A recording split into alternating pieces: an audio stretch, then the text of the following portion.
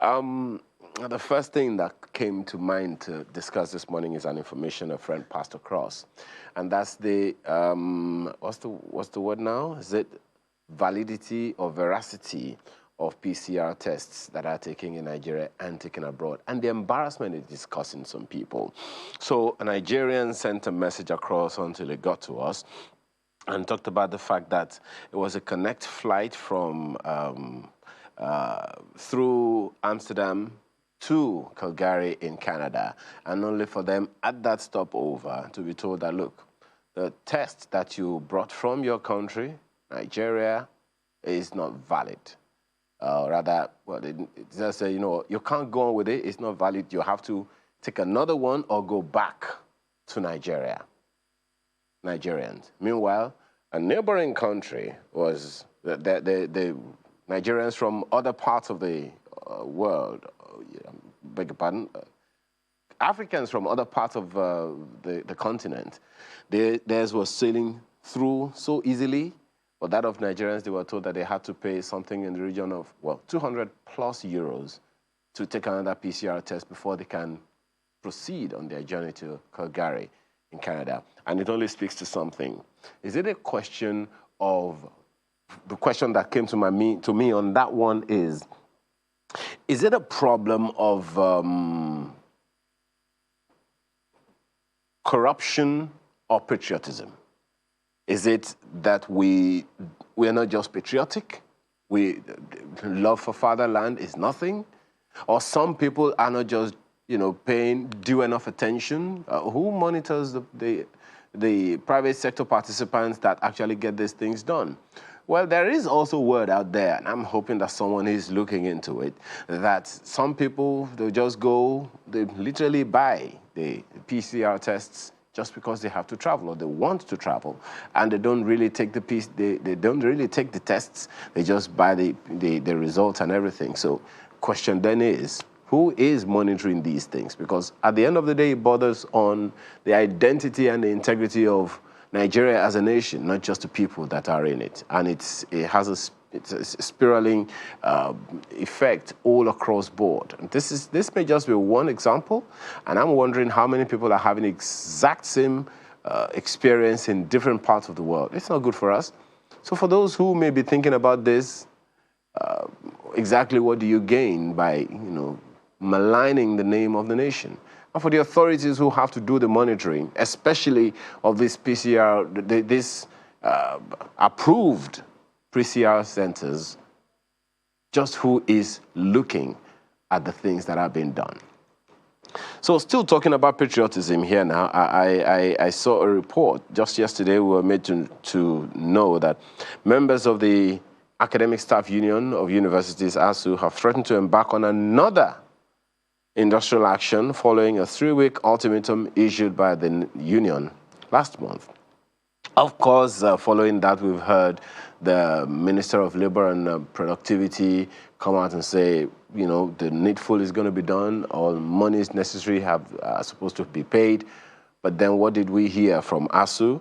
The fact that only half of one of all the agreements have even been given the light of day at all. So, and as far as ASUU is concerned, if we have to go on strike again, don't blame us, blame government. So government, we don't want to have to blame you. Just do the needful. Well, we have quite a few, maybe just a few, 2-3 weeks now. Most schools are going to be on vacation, at least for this Yuletide season. After that, are we going to have the universities on strike? Maybe some are even going to remain in active service while the Yuletide is on. What's going to be happening at that time? Government, authorities at various levels, we're waiting on you to do whatever it is that you applied to do. After all, you applied for the job. Staying in education, I found something very amusing yesterday when a friend when I just overheard a conversation by a couple of friends that there are some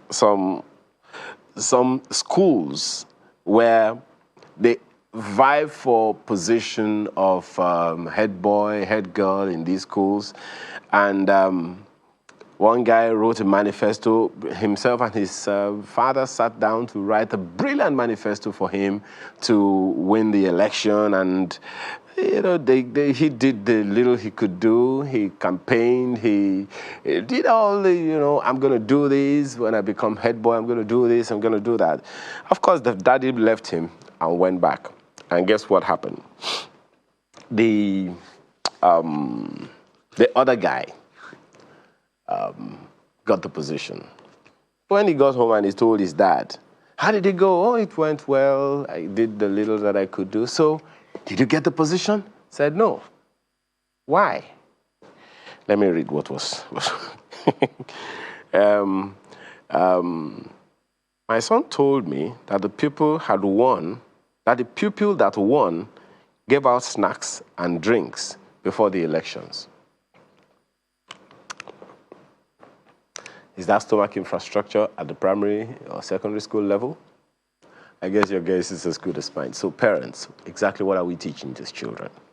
Is it a factor of the brains or the bronze? This is where it starts.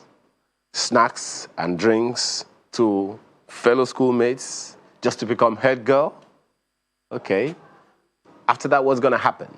Graduate and graduate and graduate, and then what? National Assembly? Governor? President? I guess the ball is in our courts, as we say. Let me not say too much this morning. It's a fun Saturday morning, so let's get into the nitty-gritty of the conversations we're having this morning. We're talking about one, first of all, that is high on our hearts, and that is about the electricity problem that we have on our hands in Nigeria. That's one of our topics this morning, solving the electricity problem. We're going to be looking at that. We have one or two persons to look at it with us. And then you have heard about the shadow government that is being proposed. Well, that is also on the lineup. Focus on NC front shadow government. We want to find a way to end dangerous pesticides use. That's going to be a very interesting conversation, especially at this season. And we all know what happens sometimes. And of course, we'll close with the artist of the week. That's the menu for this morning. So please, stay with us. We'll be right back after now.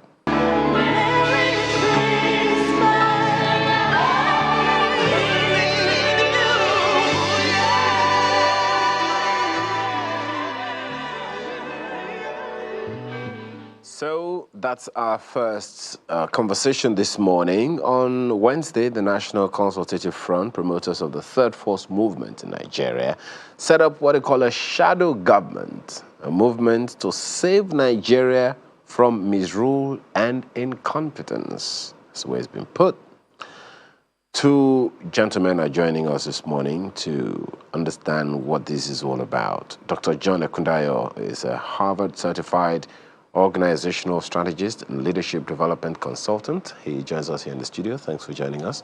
Thanks, Sam.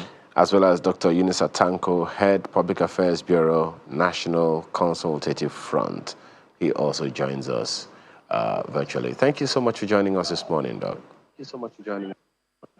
Thank you very much for having me. Good morning, Nigerians. Yeah, so let me just begin with you as the head of Public Affairs Bureau of the National Consultative Front, just so we have a background. Exactly what does the NC Front mean by a shadow government?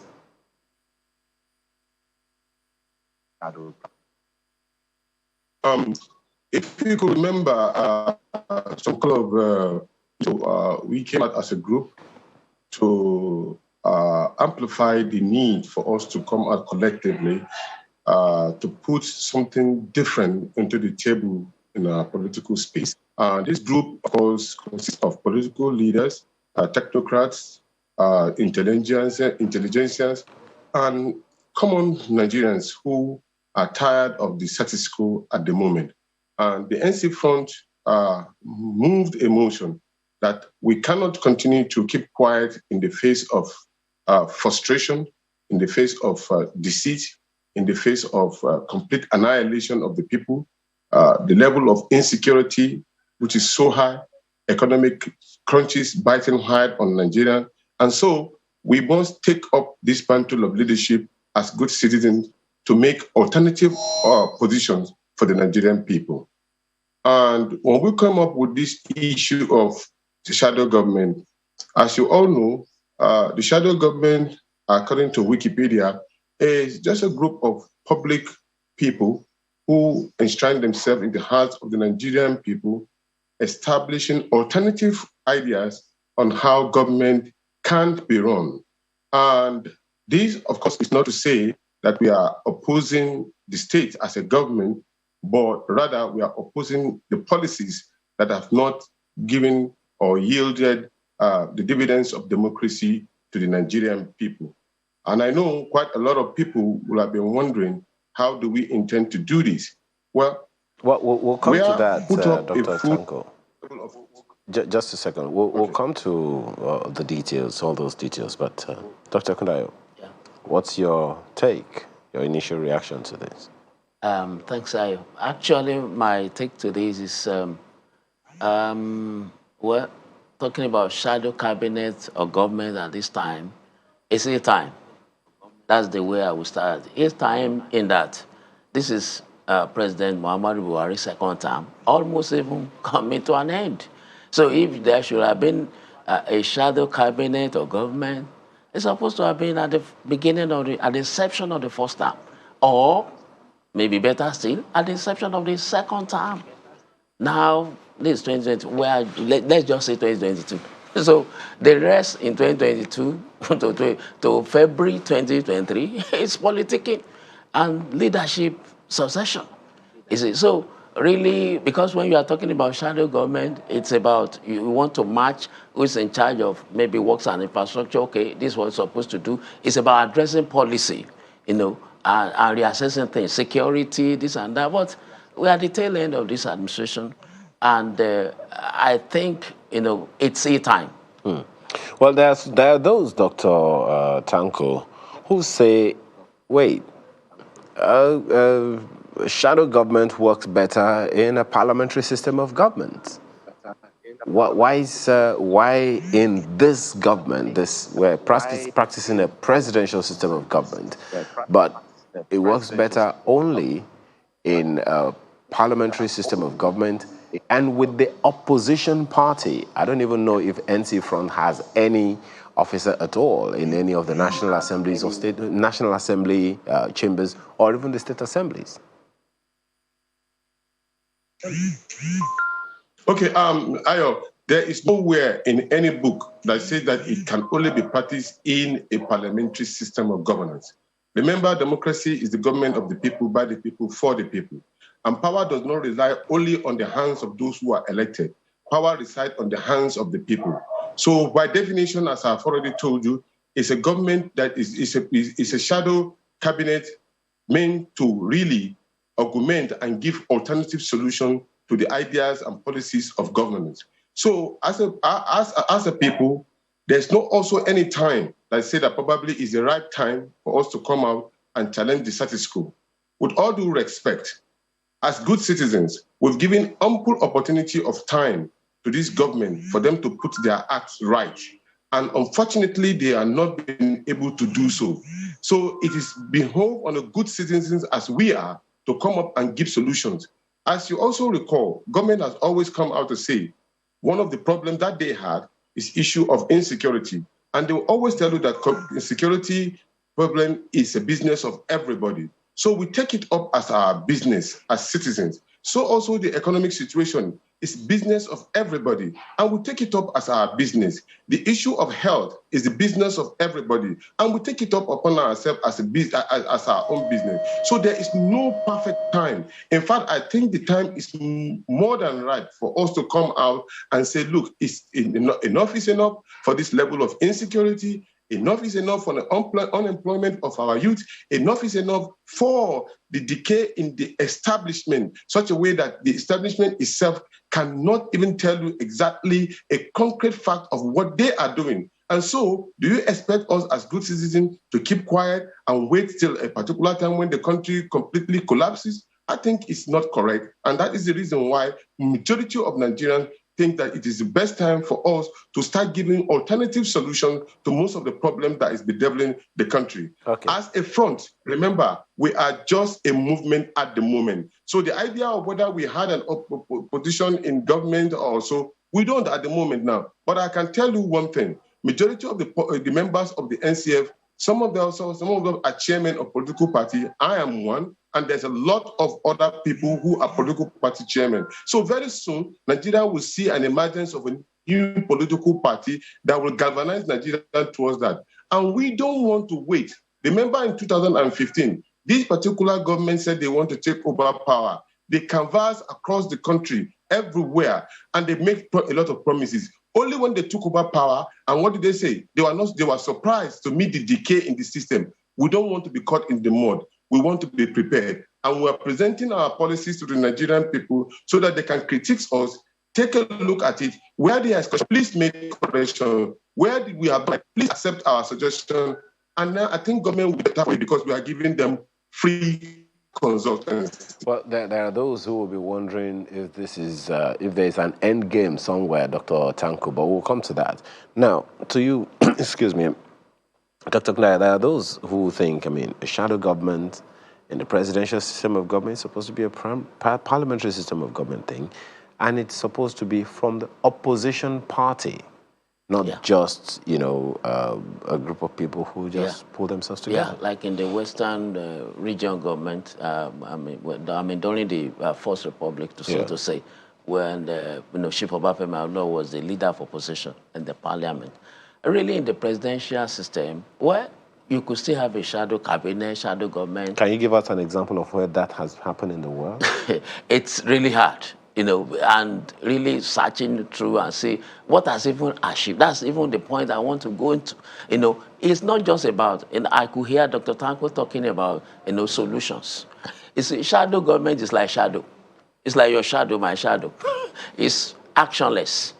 As far as I'm concerned, and all through history, you have not found a place where you have a shadow government, shadow cabinet, making any decision. But don't forget that was it in Miami now that the U.S. government is actually talking to some opposition, shadow government, so to speak. Now, it was because you have a junta, a military that's there, just like you have the NADECO. You see, when the NADECO, they had to, do a lot of things. Professor Olushika was involved. Dr. John Kayode Fayemi, president governor of Ekiti State now, had to be involved.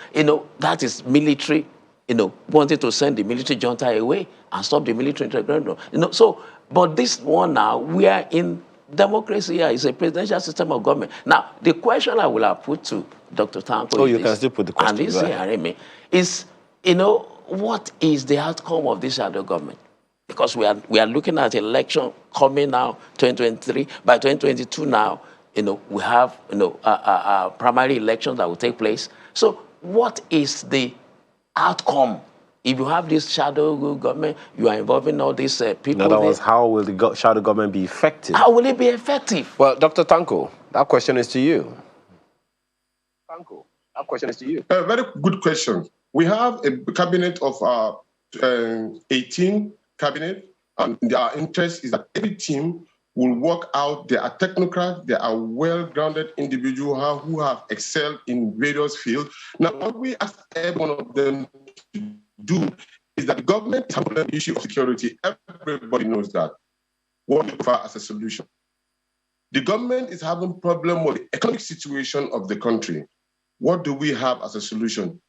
The government is having problem on how to employ our teaming youth. What do we have? The government is having problem on how to unite this country.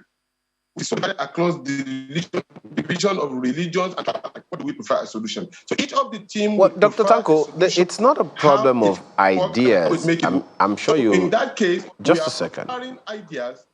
Dr. Tanko, it's never been a problem of ideas. You know that. It's never been a problem of, policies, solutions, and all those things. I think the question Dr. Ekunai is asking here is, so you proffer the solutions. Who is going to execute it? How will it be executed? Oh, Just as you said earlier, exactly. even this current government, just a second, even this current government at the time when it was just an opposition party, came up with all kinds of ideas, all kinds of solutions, all kinds of propositions, and getting into government, you, as several others in the political sphere, are having complaints. So question then is, how will this make any significant difference given the situation, that we have in our hands in Nigeria? Okay. Key issue here is that when we provide a solution, Nigerians can see the difference that probably the government has failed in administering solution in this direction.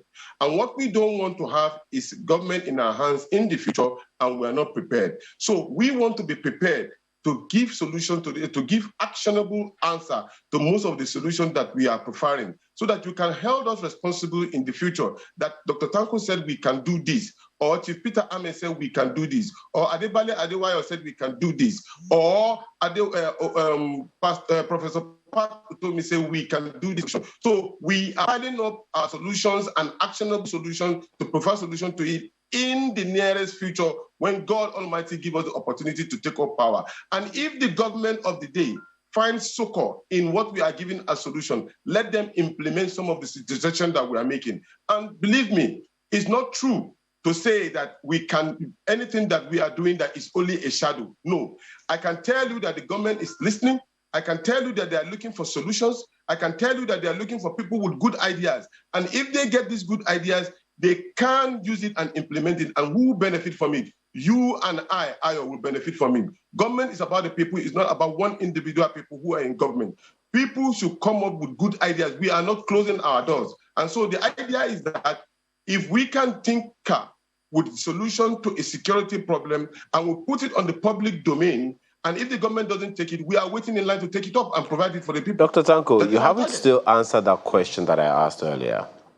The same thing that you are saying now is exactly the same thing that this current government said when it was in opposition, that they have solutions, that the power situation, for instance, is going to be a thing of the past within 6 months.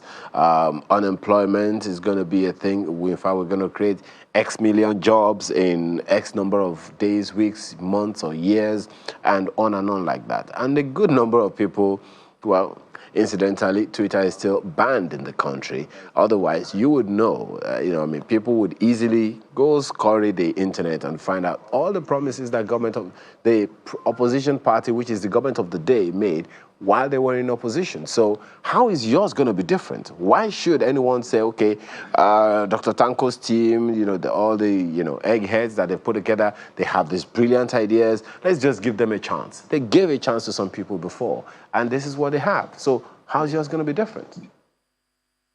Ours is going to be different in the case that there's a mutual contract of agreement between us and the people. These ideas that we are presenting is not only our own ideas, it's people's ideas. And since they are the ones that are giving us these particular suggestions and solutions to the problem, it's a partnership of solution. And we can only test these partners of solution only when we are in position of power. And so we are seeking in the future to have a position of power so that we can really practice what we preach. And what we are saying quickly is that we want to do ABC. We are not saying that it's Tanko's ideas only, it is the people's ideas, and it can only be practiced only when I have the opportunity to do that. So at the moment now, we have put ourselves on the line and we have put ourselves to the Nigerian people and say, look, it is what you said you want. Look, there's a simple analogy. In an area, some people may just need a gutter to carry out probably the problem of erosion and all that happens in that area. Then you just come and then as a leader, you just start giving them a video, TV, audios, and all of those displayed on the street. They don't need that. What they need is gutters and culvert. And so if what the people need is ABC, we are assuring them what they want is what we will give them. And so that then we can work together as a team. So what we are asking for is an opportunity for us to provide these ideas and solutions as we think it's good in a partnership with the people, and then a platform of which of governance for all to actually put them in this. I cannot read them, we cannot do that outside, but we can only give and advocate on it, and this is the way we think these solutions can be. Dr. Ekudayo. Yeah. You wanted to respond to something? Yes, I want to respond. You see, because he said something. He said, we could not do this from outside. Like you said, you rightly pointed out, this present government was in opposition before. People like, Governor El-Rufai now, was speaking. People like, some other, I don't even want to mention some state actors now, present state actors now, who were in the opposition before. Oh, even the present minister, Lai Mohammed, they were all speaking against insecurity, against this. Now they are there. You see, so, and we can see that, you see, like I once had under a leader who said, until you walk in my shoe, don't criticize me. And the present state actors now can know.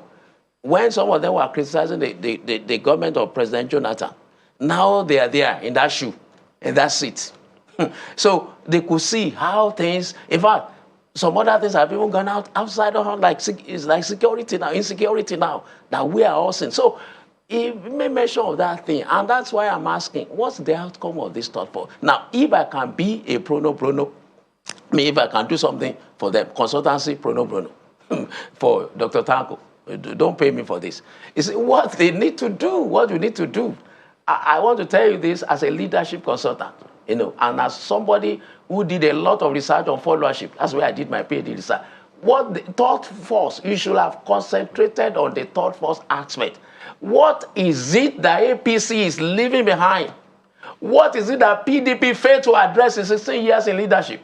Now, almost 80 years in leadership, APC, what have they failed to address? Those are the gaps strategically. As a strategist, I will tell you this. Those are the gaps for you to address in going back to the followers. In Abia, in Katsina, where a commissioner was even killed inside his own house. Those are the things that you have to do. You have to go to Kogi State. You have to go to all these areas, mobilize, sensitize, galvanize the followers. You can see I'm speaking with passion. It's not about a shadow government. You want to be, you are on sideline with maybe against with Fashola, as minister of war. Now you have your own minister of war. What are you going to do? You cannot even tar 1 kilometer of road. You cannot. So that's it. It's just like a shadow. The shadow of a man is just there like that. But the point that he is making is perhaps some of the policies that government is using, running on, is that perhaps those policies are not strong enough. They are not effective enough to solve the problems that government has on its hands. And that he's saying that as a shadow government, they will come up with better alternatives that are like suggestions to government. Okay, you don't have this, so we're giving you this information by way of advising you. If you do this, you're likely to get better results. Now, what I'm saying is that it's seemingly late. You see, because advising government at this time, even when they want to even act, to me, it's late. Rather, because it's thought force, National Consultative Front, it's actually part of the thought force, or maybe synonymous. They should actually be looking at, how can we make something better? How can we make some things to happen in 2023? Isn't that what the whole thing is about? They're talking about coming up with policies, alternative policies, alternative suggestions that can make things work better. That if government would consider it, it'll help them produce better for Nigeria. And if government does not take it, they are on the sidelines waiting to be engaged. You have not seen that strong political platform. They should be working right now. Are you unbeaten? Let me tell you, and this will happen, and mark my words, it has always been happening. I'm a researcher. Go and look at it. You see two opposition parties. One of them is always winning the election in Nigeria. There has not been any exception. Anybody, I'm now on live television, anybody, I've written on this, I've researched on this. So when you say thought force, we are not seeing your weight. Dr. Tanko, tell Professor Patu told me. Go and mobilize. Look at the answers. Look at all the youths. Go and mobilize these people. Go back to them. Let him respond to some of the things that you've said. Go ahead, Dr. Tanko. I was so elated when my learned colleague is giving, he said free consultancy. No, sir, you did not give a free consultancy. What you just did was performing your civic duty as a Nigerian. And you had not said anything different from what we are saying. We have also looked at, we've done an x-ray of some of the things that the past government of the PDP have done and that of the APC. And that is the reason why we have all of these things to research and give solutions to what I'm saying. So when we talk about galvanizing the Nigerian people, I'm sure if we have not come out and money, will not be sitting on this stage to be discussing the issue of shadow government. That is part of galvanizing. That is part of advocacy. That's part of speaking to the Nigerian people. That is the idea of people who sit down and think, we need to challenge this particular government in areas of their deficiency and provide a solution in a way to galvanize the Nigerian people to think towards our own direction. And I want to assure you that I'm not the only person on this particular platform mobilizing. We are mobilizing on the grassroots, we are mobilizing on the street, we are mobilizing the intelligence, we are mobilizing the political circle, we are mobilizing the Nigerian labor people. We are asking every Nigerian that it is time to come out and speak. And I want to ask this simple question. Would it have been very okay if all of us had kept quiet and continue to be massacred, just like as you just cited the issue of a commissioner being killed in his home? If Tanko or Professor Pat Itomi or Wale Okuniyi or Peter Ame or anybody in Nigeria has kept quiet and then we keep on sitting down in our bedroom, that all is over, we will not be engulfed with this particular failed state. And that is the reason why we came out in our large numbers to say, no, enough is enough. Nigerians must come out in their large numbers to come out and provide solutions to our problem. Okay. Look, governance cannot be left in the hands of people who have been elected alone. Well, Dr. Tanko, just a second. Must also be involved. There's something that you wanted to talk about earlier. My sincere apologies for butting in. There's something you wanted to talk about earlier. Just a second. There's something you wanted to talk about earlier. How will this shadow government work? You'll tell us about that as soon as we're back from this break. Please stay with us.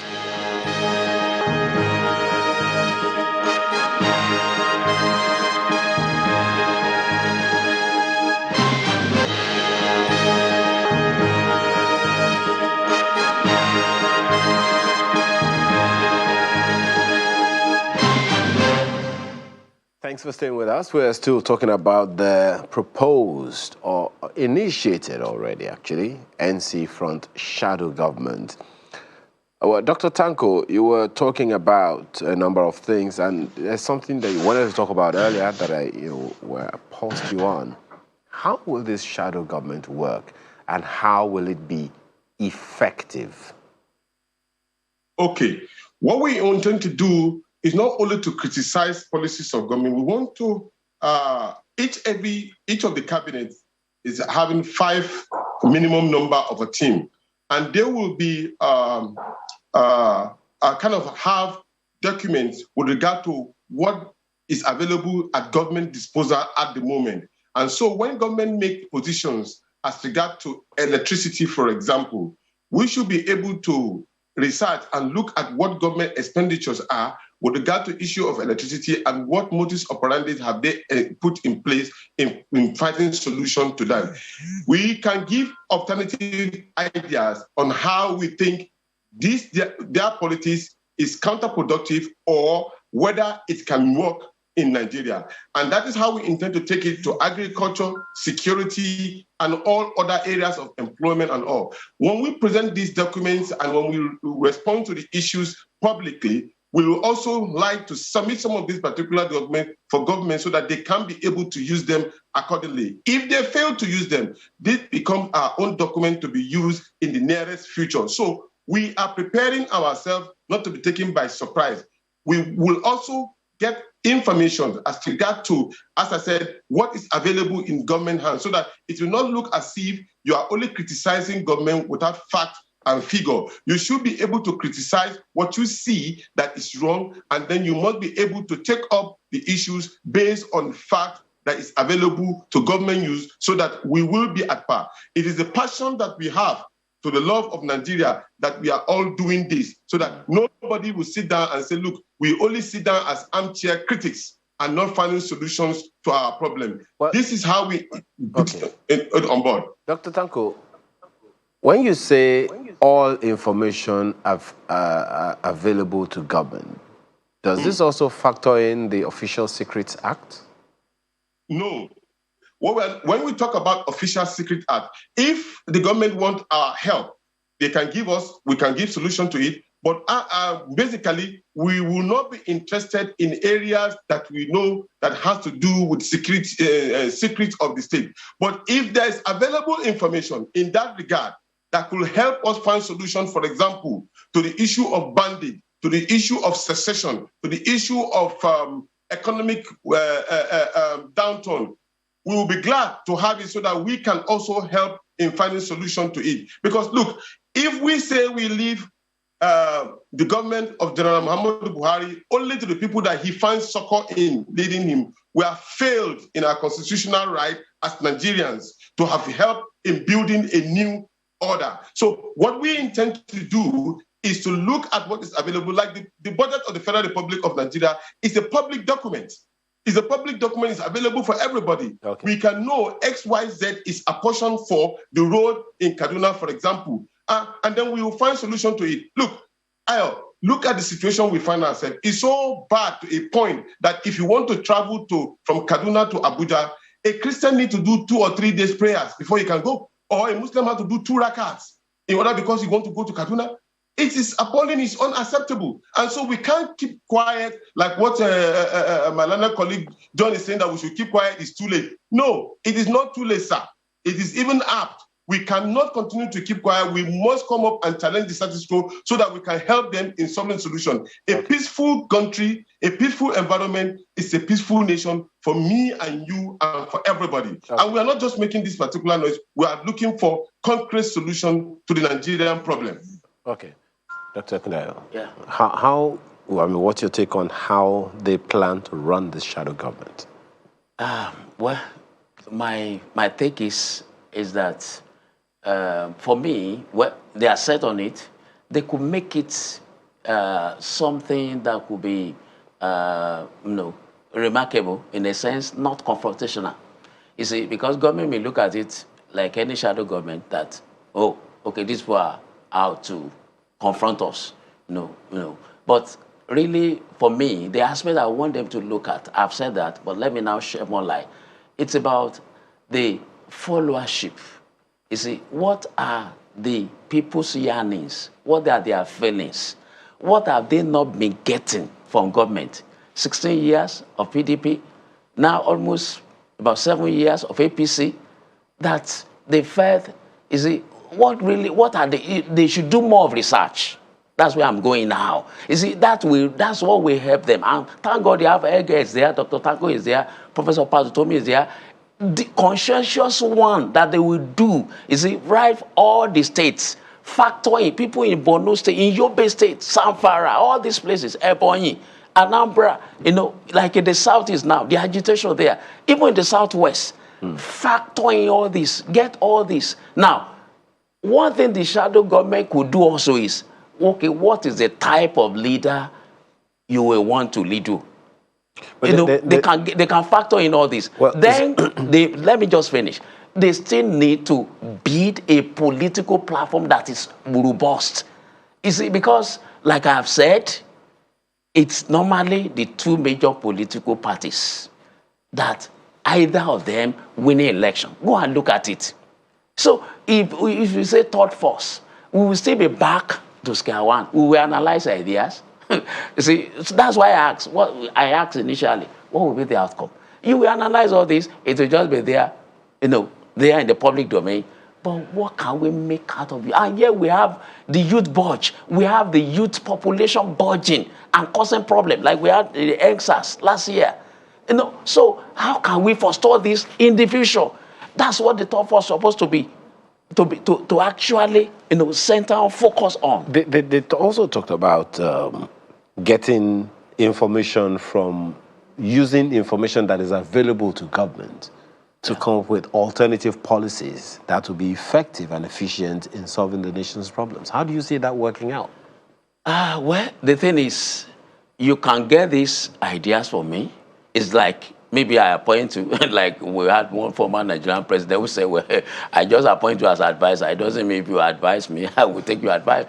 So all these ideas could be there, Dr. Tanko. And the Minister of Petroleum Resources, we just put all that. Imagine now Nigeria investing more. We want to invest about 30% of our profit into exploring oil. That by 10 years' time, Europe will be dumping second-hand cars here because they will be using electric cars in 10 years. You see, we are still building, we are still investing more and more on refineries, on oil exploration. So if you give me ideas now on sustainability, for instance, I don't really buy into it because my policy that I'm investing in is anti all this one you are giving me. So your distance will just be there. Like we have so many research studies done by institutions, by universities, on the shelf. And they are paper tigers. It's not that Nigerians we don't have cerebral researchers and intellectuals. But what we are saying is you may have these ideas, but at the end of the day, until you begin to bring in people who will now make change happen, we will still continue to talk like this and talk like this. So that's why I'm saying, as a followership researcher, let's go, because all elections are here now. But, so just a second there, Dr. Yeah. I'm wondering how getting information that is available to government and that government has used to work until now, I'm wondering how that will play out in the hands of NCF front, this shadow government, having that same information and coming up. Do you think they will have all the information that is available to government? Do you think they'll be able to get all the information that is available to government? Don't forget that every successive opposition party has said, look, we know that this is what they have. We know this is the amount of money. All the conversations around, what's the word now, the fuel subsidy and all of that, all that information was supposed to be in public domain. But for one reason or the other, the government of the day then was working in a particular tangent. And when the opposition party took over, we know what has happened. First, we said there was no fuel subsidy, and now the same government has been paying fuel subsidy, and we're struggling to get out of it. So how will this government, for instance, this shadow government, be able to use the same information that government has and be able to come up with alternative solutions that will do better? In fact, let me just say this first, and that is this information. I work in government before I retire. There are certain things there's what we call oath of secrecy. You see, so right now they are coming as a shadow government. Already there will be a signal that will be sent out to government agencies, about these people. They won't read it, they won't know. So they will just see that even some normal thing where they're supposed to get normal information, they just meet a brick wall straight away. You see, so, but there is the Freedom of Information Act. Oh, yes, it's there. It's there. Nobody will dispute that. But then the thing is, I'm your boss, I'm your director, and I'm saying this department, nothing must filter out. And of course, it will not be written in black and white. It will not be in any circular. You see, but that's how government works. It's not just in Nigeria. But is that how government is supposed to work? Well, it's not how it's supposed to. That's why it will not be written in black and white. So that's why I'm saying that they need to really prepare. More will be given to them. You see, Dr. Tango, more will be given to you if you go the way of research, rather than you are waiting for information from government. Interestingly, at this dying time. Dr. Tanko is an academic. Professor Pastor Tomi is an academic. Yeah. So, but then let me allow him respond to these things you've raised yourself. Dr. Tanko, go ahead. Thank you very much, learned scholar. The truth here is this. Let us be clear on this. The federal government of Nigeria had beckoned on all Nigerians to come on board to help in solving solutions. This is in the public domain. So what we are just doing is responding to that particular clarion call as good citizens. And we are not confronting the government in any way. The state is our own. We are part of the state. But what we are against is the policies of government that have not brought dividends of democracy to the Nigerian people. So in a way, we are helping out while preparing ourselves to take over leadership, because power is not permanent. It transits from one place, one person to another. And with regard to research, I can authoritatively tell you, we have very erudite and very deep thinking individuals. You remember when we challenged the status quo as regard to the amendment of the Electoral Act, Professor Jega and all other well-meaning scholars came and then preferred solutions. And then when we are talking about political mobilization, the same Professor Jega, Professor Pat Tomi, and all other well-meaning professors did a lot of research, and before they presented papers to us. At the moment now, I can authoritatively tell you that our research team are working very hard on how to give us an acceptable political party that all of us can mobilize towards. So Nigerians should watch out. What we are just doing is what is constitutionally right, as enshrined in the charter that the Nigerian government signed to, with the freedom of expression and fundamental human right for us to express our positions and find a solution to the problem of the country. In a way, also not sitting down and waiting till we have been engulfed by the challenges in our country. What we are doing now is calling on all Nigerians who have what it takes to find a solution to the Nigerian problem to come on board, to give us ideas, just like as you are doing, sir. You have told us that we need to go back to the grassroots. I assure you we are on the grassroots. So this, your consultancy that you are giving to us, is not free. We are thanking you very much for it. And I can assure you we will administer it for the benefit of Nigeria, so that you can travel to Kaduna and Sokoto without having to wear a shirt and trouser. And I, Yunus Etanko, can travel to the south without having to thinking about if I wear a bebariga, somebody will lynch me. Nigeria is one, and we're working to rescue Nigeria from the hands of decay and incompetency. Well, speak to the issues raised around oath of secrecy, which is, as he said, sometimes unwritten. Some boss somewhere, from what Dr. Ekunaya has said, can just sit somewhere and say, nothing leaves this office without my say-so. If you meet such brick walls of information, irrespective, he also said it, of the freedom of information law that is effective now in our nation, what happens? It is interesting and expected that, yes, there are some information that will be kept secret by the government. But don't forget, the people that are working with government are Nigerians too. And so if their doors have been broken in the middle of the night by a bandit, they will be forced to give out information that they know that we can be able to use in solving the problems of the country. That is not to say that we are asking them to breach their oath of secrecy, but they can also share information that can help them to help us to secure the country and secure their lives. How would you have felt happy? Would you feel happy? Remember at a point in time when the state was being challenged by this bandit close to Niger State, and even in Abuja, as it were, the security was tightened all around the capital territory. There was accusation or insinuation that probably they are trying to run the seat of government. So at that point in time, would you now say this particular information is secret or not? We were expected as Nigerians to protect yourself. That is your first fundamental right as a human being to do to the state. So when there are issues that concerns you and I, believe me, everybody will be ready to share this information for the benefit of the people. Ours is just to us to bring it out and provide ideas and solutions. And at the end of it all, who will be the beneficiary until when you have a stable and acceptable nation, and then that is when you can contest election. But when the issue of the country, the state itself is being challenged, you cannot sleep, you cannot eat, you cannot go anywhere. Who are you going to contest election to? So, Dr. Tako, there's something I would like you to speak. I would like you to speak with. In the nearest future. Yes, there's something that Dr. Gnara raised that I'd like you to speak to, and that is the challenge of followership. You know very well that over the years, people have been grossly disappointed.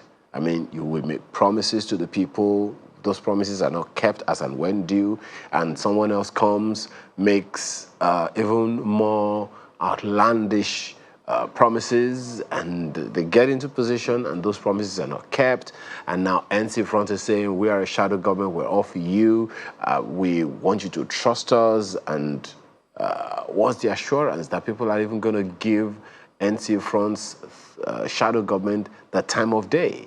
People have been disappointed so many times, the trust quotient between the people and the political class generally, irrespective of whether they're in government or not, is highly depleted. How do you intend to not just mobilize, but earn trust? Well, if you remember, Ayo, we've been on these issues for quite a long time, and even to a point that people have also crystallized us as continuous, repeated failures of not being able to achieve something for the Nigerian people. And for me, it became a challenge. And I know quite a lot of other persons. Interestingly, the platform in which we use has been overfilled and overrun with a lot of people who are just looking to make sure that they join us. And it may interest you to know that in terms of mobilization, we are trying to ensure that every part of this country is involved and making sure that everybody is given an opportunity. And the promises that we have made, we have been consistent. We have been consistent. Hello, good morning. We've been consistent championing the cause of democracy and the issue of making sure Nigerian people get the best thing that is supposed to be for them. And with all due respect to the press have been galvanizing us in every way they can. Any moment they see our gathering, the next thing that they will tell you is that a new political party has been formed. When we came out, the NCF came out, it was everywhere, a new political party and Freeport, even though we have not declared ourselves as a party. When the Rescue Nigerian project came out, the next thing that you heard that they have formed themselves into a political party, this is a new political party. That is to tell you that Nigerians are eager to have us on board. And so we have presented ourselves, and by the time we announce the political party in no distant time, I think Nigerians who are tired of the Sesame twins and hoping for a new platform based on our track records, what we've been able to achieve with the little opportunities that we've had, our consistencies on the street, our challenges that we've already put, we've always been on the side of the people. Okay. And I'm not saying that it's only my idea or ideas of Professor Pat Utomi or ideas of Professor Jega only that can be taken. We are saying that we've opened our doors for you to give us good ideas that can help our nation. Okay. If you give us this idea and we vuvuzela it and bring it out to the front burner, it is only going to help me and you, so that we can sit down in our rooms and our homes and drink coffee or probably a handmade fruit juice, so that we will not be afraid that the next minute that you have somebody busting into your house without rules and order. Okay. And that is what we want. We want to have a secured nation. Okay, well, Dr. Kunayo, how do you see it finally now? Do you see this playing out the way it is intended or designed? How hopeful are you? About the third force, about the National Conservative Front, I'm not really as hopeful. But towards the end, Dr. Tanko, actually allay a little bit of my concern. That's about, reaching out to some Nigerians, and they are saying, oh, are you having a new political party coming up? That is what they should latch on now. And it should not be too late. It's not about all the shadow government, you want to run with them throughout 2022, you will waste time. It is what they should latch on now. By the first quarter, they should have their own agenda. I'm supposed to hear that. They should have their own time schedule that people will be looking at. By end of first quarter, we're having a new party coming out. Or it's an existing platform, whatever. And then they need to have a solid distinct program for the youth also to galvanize them, to bring them in, so that, because democracy is a game of number. Well, from all of your indications, I'm pretty sure that Dr. Tanko is going to be reaching out to you because this pro bono is quite expensive. It is because it costs me some money. It costs me some money and time. Dr. John Ekunayo is a Harvard-certified organizational strategist and leadership development consultant. Thank you so much for your time this morning. Thank you. And we've also been speaking with Dr. Yunusa Tanko, who is head Public Affairs Bureau, National Consultative Front. Thank you also for your time this morning. Thank you very much, and God bless the Federal Republic of Nigeria. Amen. I say amen to that. So we're back after now to take on another issue of equal importance. Do stay with us. This is where we are now about electricity. Of course, the previous conversation only dovetails into this one because in solving the problems of the nation, one that needs to be solved urgently if any significant progress is going to be made is the power problem. And this morning, everyone, well, a good number of Nigerians can identify with epileptic power supply, increase in electricity tariff, and these have all characterized power supply in Nigeria. Recurring decision or discussions on how this issue will be solved lingers or will not relent until we have a solution that is sustainable. This morning, Dr. Yemi Oke joins us as a professor of energy, electricity law, University of Lagos. Joins us, as well as Sam Amadi, who is associate professor and director of Abuja School of Social and Political Thoughts and former chairman and chief executive, Nigerian Electricity Regulatory Commission. Thank you so much for joining us this morning. Let me begin with you, Dr. Amadi. This is where we are now. It seems that this problem is not going away anytime soon. Is it such an intractable problem, or is just that we don't know? Let me begin with you on this. I think about some years ago, even the information from the World Bank says about 47% of Nigerians do not have access to power supply at all. And that even the 53 or thereabouts that have access to electricity supply, it goes on and off most of the time. Exactly what are we dealing with here? Because unless we have power supply, we are literally not going to grow the economy. Well, I think clearly you are dealing with a lot of things. One is legacy issue. Before 2000, when this reform started, arguably, we didn't have more than 40% rural electrification or connection. So essentially, it's not like, oh, this problem just started. So legacy problem is you need to do a lot more to overcome it. And again, we see greater urbanization. Also, we are privatized. But again, the discos are struggling even to maintain regular supply to connected customers. So they have no financing or capacity to expand.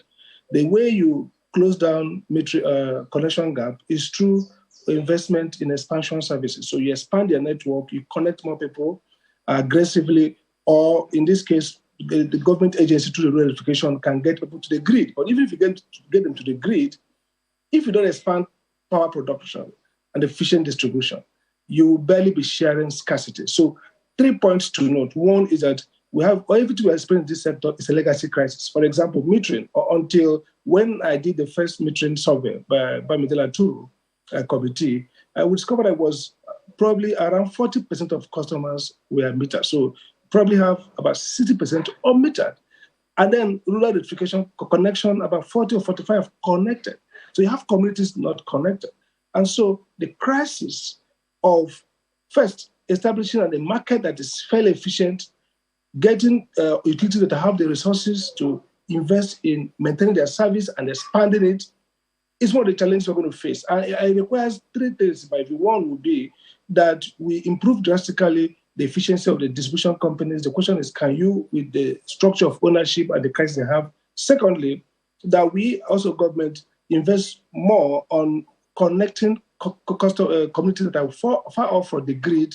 The question is, does government have the capacity to do that, financial or otherwise? And ultimately, the regulator will incentivize investment in expansion services. But all these are theoretical if you don't have more power supply, more recovery of financing, so that when the regulator mandates, for example, Eco Disco, Abuja Disco, that part of their part of their investment plan this year will be to extend to Lube, maybe a community in Lube that doesn't have no connection. Then the regulator is looking at the recovery, the investment, and those investments will be recovered within reasonable time span. So when you don't have investors who have the capacity to borrow long term and wait for a recovery through tariff gradually, and you don't have government that can take those as social responsibility, then it'd be difficult for you to mandate expansion. Isn't it a little we are dealing too with late legacy in the crisis, day, but it Dr. needs Amadi? greater efficiency at this point. Isn't it a little too late in the day to make electricity supply a social service? That's what it was before, but it didn't seem to. No, I'm not talking of, sorry, correction. There's no need for social service. I'm saying, for example, rural electrification is Nigeria has an agency. That point is that it recognizes that the market may not expand the service to everywhere. Okay. So government rolls out connection, expand them, and get them to the grid so that the discos. So it happens two ways. You're not making it free. You are simply providing the infrastructure to people to now pay tariff. What matters is that consumers can pay. But before they can pay, you have to connect them. And if the discos can't connect them, and government can't connect them, then they cannot be connected. All right. Well, Professor, I don't know where you place this, because there is a good number of people who will say perhaps it's because the entire electricity value chain in Nigeria is a little too complex, combobulated. I don't know. I think the words even fail me right now.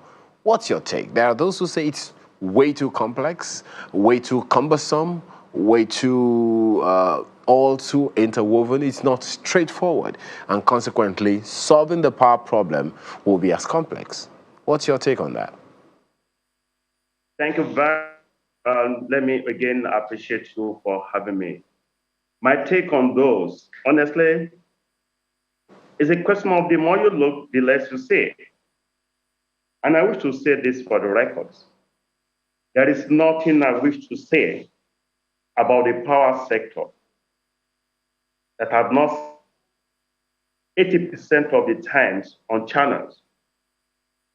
The video clips are out there on YouTube and everywhere, and people often play back those to me. I've said all that needed to be said to Nigerians as to the power sector.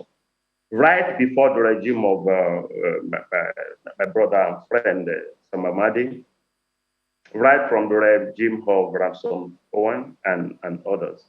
We got it fundamentally wrong at the inception of the power sector reform. And those challenges are now batching us in the faces. Talking about legacy crisis, for how long do we continue to live with those needless legacy crises, avoidable legacy crisis? Sam was talking about investment recovery and operators that have resources to expand or to really do business in a sector that takes longer time to recover. So we weren't aware that those who are giving those assets to lack funds or lack sufficient funds. One of the discos is now facing a problem now. I don't want to mention names. I saw it coming. A particular bank now has appointed a receiver manager.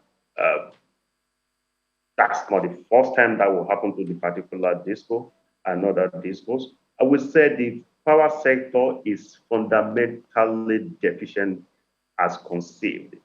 Those who got those assets lack the run, have no money to invest.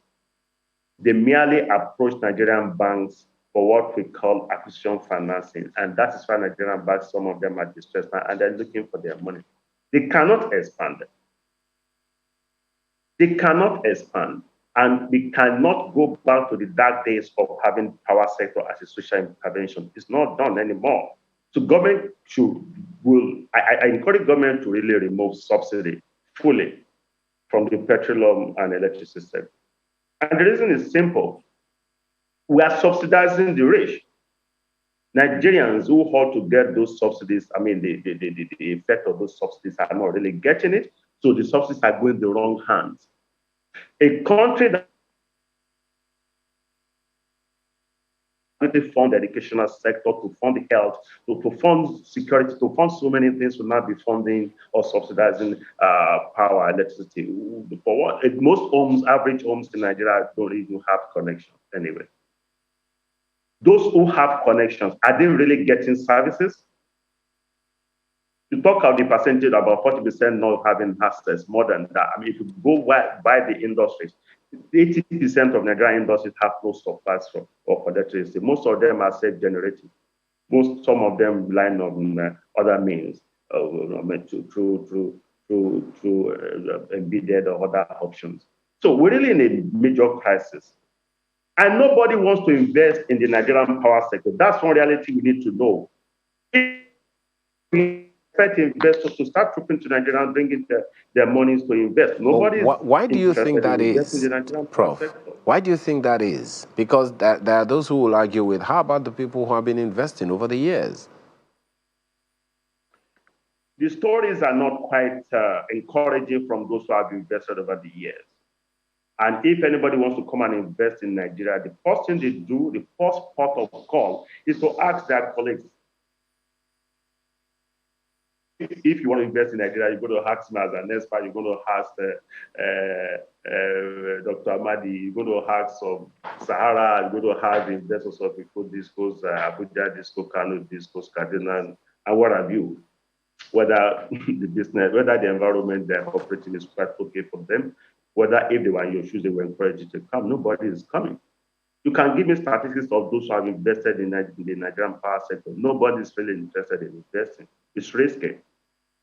Nigerians are increasingly bypassing because even if a lot of issues in the power sector, a lot of issues that I don't even know where to start from because I've been saying this for more than 15 years now, consistently. And I haven't backed down from just one of my positions.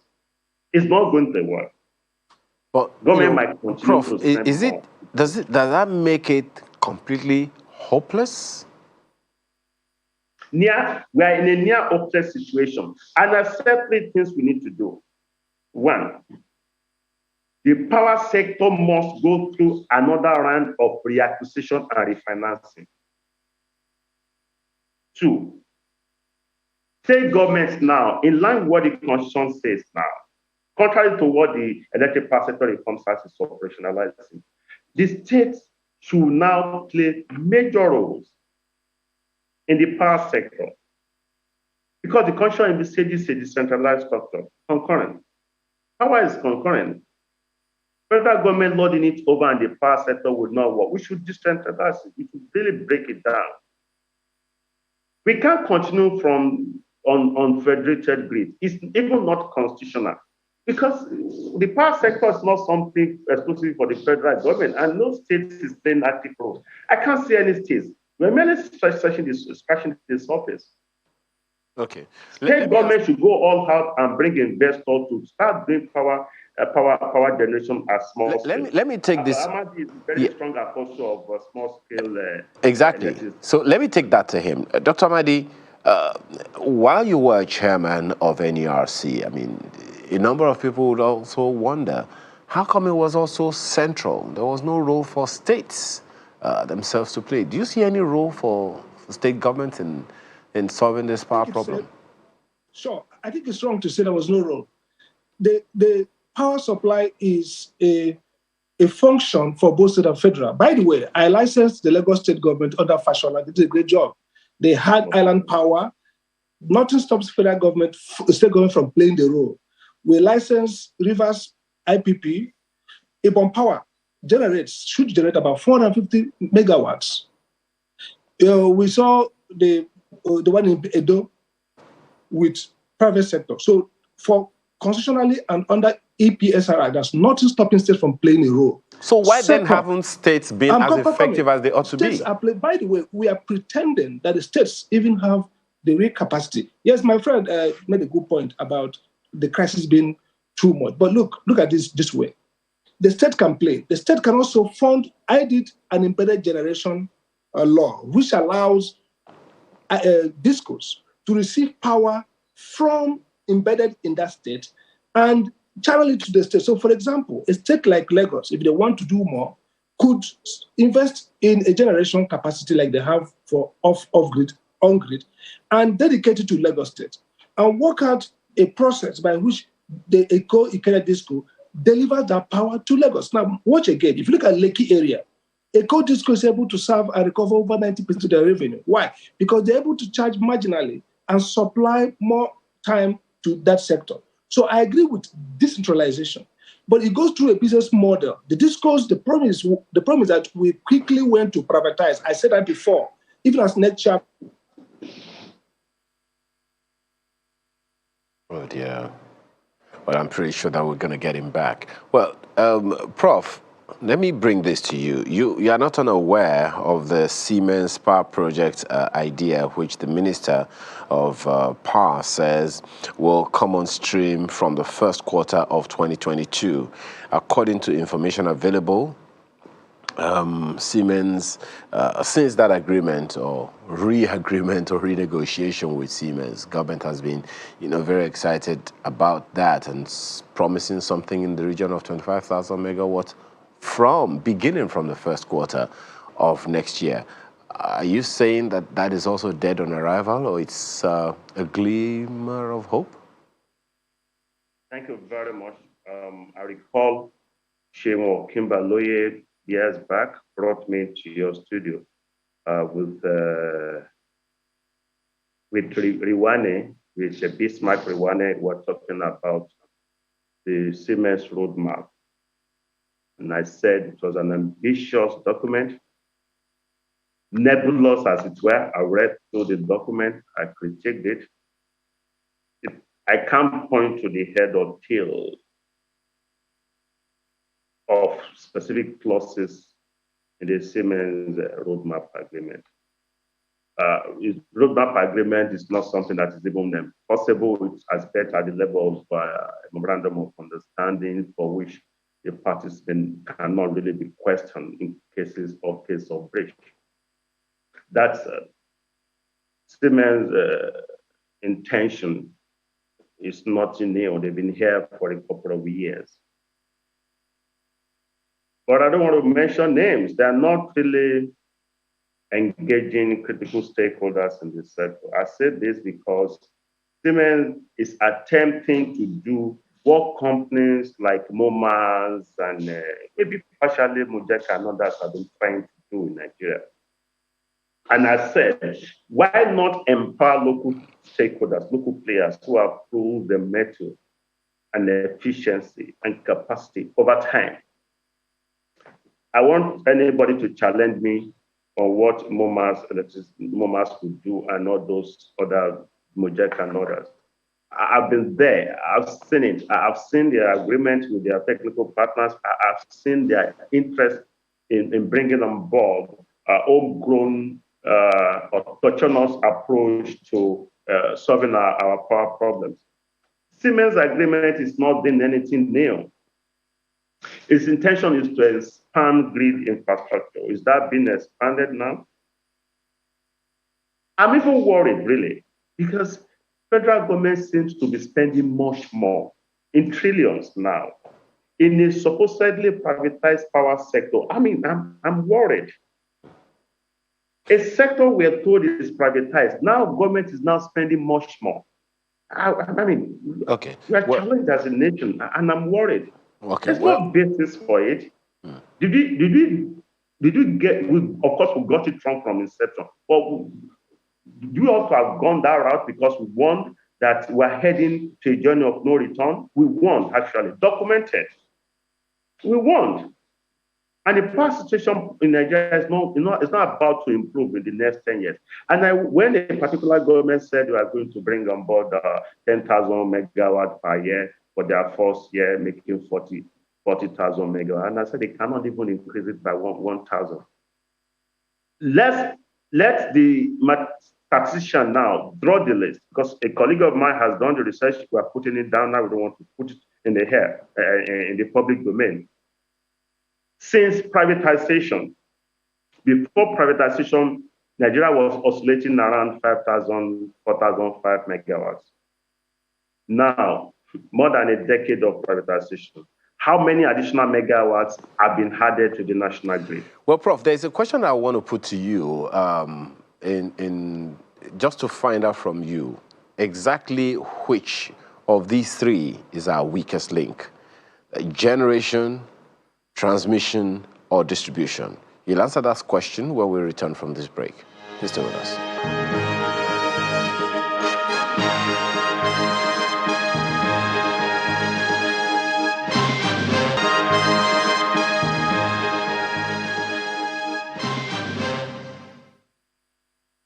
Well, thank you once again for staying with us. So Dr. Okay, I beg your pardon, Professor Okay, you wanted to answer that question of which is our weakest link. Is it in the generation as a production of the electricity, the transmission of it, or the distribution? And why?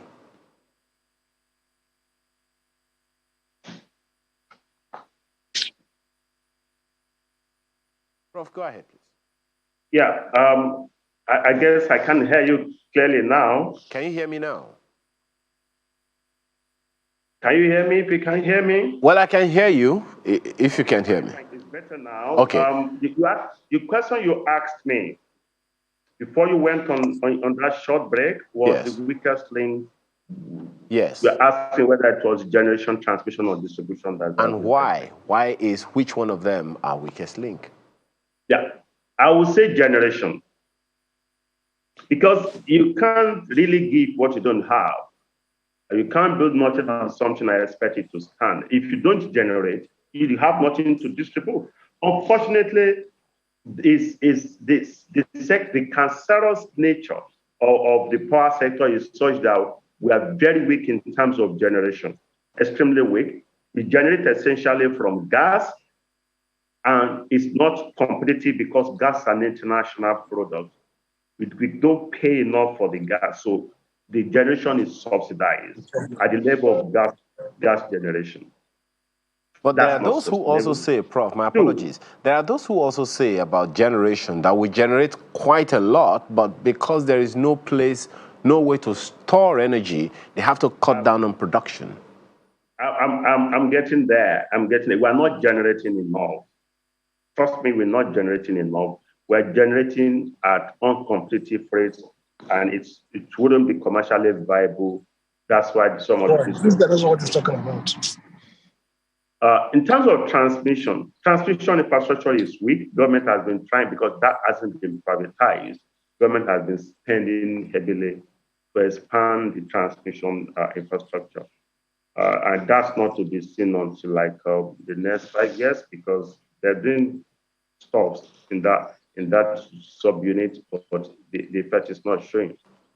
But distribution, no, you ask me, even for the insignificant amount of megawatt that is generated and transmitted to distributors, some of them still reject allocation. You ask me why? Because Nigerians are not willing to pay. Those who have the capacity to pay have devised alternative means like captive and bidded that Dr. Amadi really opened up during his time. So they are taking that window to self-generate. It probably would not need power from some discos. Some do. So the discos are now forced to get ingenious as to who really need their services, their product, and at what rate. So Nigerians who couldn't patronize them are resorting to the legal means of bypassing, which is really a major problem now. And the discos are not doing well in terms of pennies. They're not doing well. They're not doing well. I mean, most of them are struggling, and we've seen development with their financiers, the bankers, and the funders running helter-skelter to make things happen. All is not well with the power sector, both at the level of generation, transmission, and distribution. Okay. But our weakest link, as I would say, is generation. Okay. And that trickles down to other subunits. All right. Like generation and distribution. Yeah, Dr. Amadi, you want to respond to that?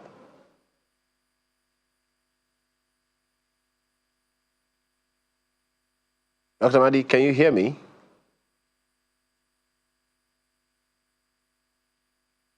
Okay, I guess we cannot hear him yet. Okay, so Prof, in terms of getting to the solutions now, where do we start from? You mentioned the issue of Siemens the other time, which is essentially government's way of at least trying to get ahead of the problem. And this is, of course, you remember that this conversation about Siemens started, maybe about a year or two ago, and the conversation hasn't really ended. So, in terms of getting ahead of this challenge, what can we do now? Is it at the point of the laws, the policies, the privatization, which is the first thing we have to do now if this problem is going to be solved. Government has Thank you said very much. by 2022 we will begin to get power from Siemens. Is that a pipe dream? We can't get power from Siemens in 2022, and I want to be quoted. I'll be pleasantly surprised if you get power from Siemens by 2025. I will be. I'm a keen observer. I'm a stakeholder in the sector, and I'm not in favor of doom. Because we refuse to do the right thing. Let me now say this. Fundamentally, the power sector is defective as reformed. And I say this, starting from the law, talking about the law and policy now. The law is called EPSR Act of 2005, Electric Power Sector Reform Act of 2005. And I've said severally that, okay, this law, starting from now, because you really want to get to the root of the problem now, I said this law was never at any time intended to as a law that will operationalize the power sector. It wasn't meant to be the law that they will use to now run the power sector. It was meant to midwife reforms in the power sector. That was why it was a reform law. After privatization and supposed reforms, we need to now rejig the laws now. We need not to wait the lengthy years we waited for Petroleum Act before having Petroleum Industry Act. We now need to have Power Sector Act that encompasses the regulatory instruments, the bodies, and try to get things done correctly. Number one. Number two, we will need to revisit the privatization itself. We will now allow things to be done appropriately, now giving those assets to those who have the capacity, technologically, technically, and financially. We should even allow states now to play more active roles. The discourse now and discourse GENCOs can now be cross-licensed at the level of the states. We should now have regional grids as against federated grids. I've said this several times. There's no point in the 21st century having a federated grid, one grid for the federal government. It's like having one pipeline now. If you bust, you don't really get supplies. We can't have a federated grid in the 21st century. We should have a disaggregated grid, regional grid. Nothing should stop Lagos and Lagos from having their own grid. If you want to even have at the level of the geopolitical zones, we should now start to dismember this in But you remember, Prof, just a second on that issue of states coming in. You remember that the tiff between the federal government and the Lagos state government at the time of when Lagos state government wanted to start its own. Have those issues, in your own opinion, been resolved by law, or they are still flickering around somewhere? Yes, the issues have been resolved to a large extent. I worked in the law firm there years back when the current vice president was Attorney General of Lagos, and was always coming to our office on the fourth floor of the UBA house there, where the Aaron thing and Lagos state government was handled. It was a wonderful concept, just like we're talking about the metro line that was kind of frustrated, I guess, supposedly. And if we have had a metro line in Lagos, we wouldn't have had most of the problems we're having. The same thing if the federal government had allowed Aaron project and Lagos state project to sail through, would probably not be in this kind of mess because things will have transformed over time. We're talking about 1999, several years gone by. Those obstacles have been removed to an extent, but they are now being substituted by other levels of bureaucracy. For instance, I still disagree with Amadi. Why will he need to license Lagos state government? You can't license Lagos state government because constitutionally you don't even have power to license Lagos state government. Inherently, Lagos state, Ogun, Kano, Bayelsa, they have powers to license. They have powers under paragraph 14 of the second schedule to license, to generate, transmit, and distribute for upgrade. So if you are licensing IPP in Lagos, that's not going to be run on national grid. You don't need federal license for that. You don't even need any form of license if you're generating less than 1 megawatt. What infrastructure will they be using, if not the existing electricity infrastructure that belongs to the federal system? I didn't get that. So what infrastructure would a state IPP have used if they were going to, if they didn't need to be licensed? Because the only infrastructure existing at the time, and possibly still existing now, is that of the old NEPA. No, there are several infrastructure in place now. We're saying you are licensed, for instance, now. I mean, that was a scenario that played out when Minister Fashola, then governor, developed IPP for Marina as well as Ikeja. And that was about several, maybe 34 or something megawatts. I can't really recollect the exact number of megawatts. And the capacity of Lagos State government for the allowed secretariat was just 18 megawatts. If you are going to power everything, all the ACs, all the equipment there, and in the day, they run on 18 megawatts, and they have hydro megawatts. In the night, the entire 60-something megawatt is hydro. And a particular company then, to my knowledge, approached Lagos State government to take the hydro megawatts and try to trade it so that, Lagos State can also earn a yield on their investment. And a particular disco went to court saying that was their franchise area. Franchise area, because we are licensed to do something around Ikeja, so if there is additional megawatt in excess, they can distribute those to industries and homes in that neighborhood. A country cannot develop that kind of model. By the way, IPP that Lagos State government did was not supposed to be hungry. If it's off-grid, it is not a federal government problem or issue. If it's off-grid, it is not federal government, it is state. It is only when you are dealing with grid infrastructure transmission now that federal government will have power. Perhaps the issues are not for grid generation; they are for off-grid. So if Bayelsa Akwa Ibom needs license to generate off-grid, why would they need to go to federal government? Because they are a licensing authority on their own. They can even set up something equivalent of NRC at the state levels. These have been my submissions for more than 15 years, and we still haven't done it. But the issues that you've raised now, Prof. I advocate a regime that calls for collaboration, because federal state government are not competitors in the power sector. They can be collaborators. Exactly, because I'm wondering, from the issues that you have raised now, it sounds like the issues are far from over, and consequently, the call you have made, the issues that you have raised about rights or authority over spheres of influence based on location, license, and all those things. That's another conversation altogether. Perhaps also validating your call or suggestion that there is a need to renegotiate the entire privatization infrastructure.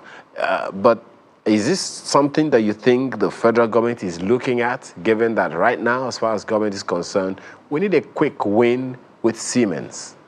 See, I've said so several times, and I will continue to say it. It's okay if federal government is unwilling. It's okay if state governments are not willing either. But the power sector will collapse on all of us, and it's about to happen. Okay, in the case of a particular disco that it said federal government dissolved its board, it wasn't federal government that dissolved the board. They ran into debt crisis. Somebody was supposed to be one of the owners, brought foreign investors to partner. Foreign investor brought money. The particular local investor didn't have money to bring on board. They said they were leveraging their influence, so they are contributing their influence supposedly as equity. Somewhere along the line, they got equity indirectly and tried to sell it offshore. And the UBA bank got a wind of that, and they're going to lose their money. They're exposed. And they have to call in the terms of the agreement, of the clause that enables them to appoint a receiver manager. And we have several of that. And I said in your studio, I said minimum of 3 banks will collapse under the influence of their needless exposure to power sector financing. 3 collapsed already. I don't want to mention names. I'm not a professor, but I can tell you from the beginning to the end of what will happen to the power sector. Let me repeat myself. Siemens agreement has not even taken off, yet they are asking for renegotiation. And they cannot get us power in 2020. They cannot even get the problems solved in 2025.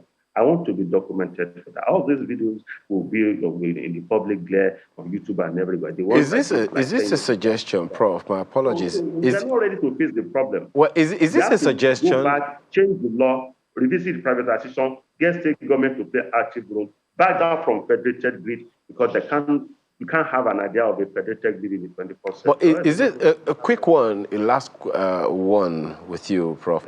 Is this suggestion something that you have represented with the Minister of Power? I didn't get that. Is this suggestion of yours about renegotiating the entire, value chain and changing the laws? Is this something that you have or are willing to suggest to the Minister of Power still? Okay, let me tell you. I have written 6. I'm the pioneering electricity law scholar by the grace of God, because electricity law was not just under the energy resources law, and I branched it up. I've started developing it for about 18 years now. So if you're hearing anything electricity law, the legal and regulatory aspect of it being documented is the Orchest's work. And we've trained people, I've graduated PhD students, master students. All these are documented in my book. There is even a book which I did in January 2021. I had identified those loopholes, and I've documented well over 250 errors in the laws that are now manifesting by way of challenges. This, and I didn't just do this, I did this like minimum 12, 13 years ago. And I was even interfacing with the federal government, the Presidential Task Force on Power Sector, just to guide us. We can't get going this way. And they said, oh, they got my views, but that they can't start to change the laws right after privatization. So they said they needed to wait. Okay, fine, wait. But then they're still waiting. And the sector is collapsing on Nigerians. The country is expanding. We have new cities coming on board or coming up, new settlements coming up. They're not even under the. It's interesting that we're talking about this now, Prof. When we didn't even go as far as talking about the meters. Please don't even go there right now. Professor Yemi, Professor of Energy and Electricity Law. I know channels do have. Channels now generate his own electricity now. Well, don't all corporate organizations seem to do that now. Nobody wants to start producing. We have to thank you very much for your thoughts this morning, Prof. Truly appreciate the education. Thanks for having me. We've also had the privilege of Dr. Sam Amadi, who is an associate professor and director, Abuja School of Social and Political Thoughts, and he is a former chairman and chief executive of Nigerian Electricity Regulatory Commission, which is the regulator of the electricity sector.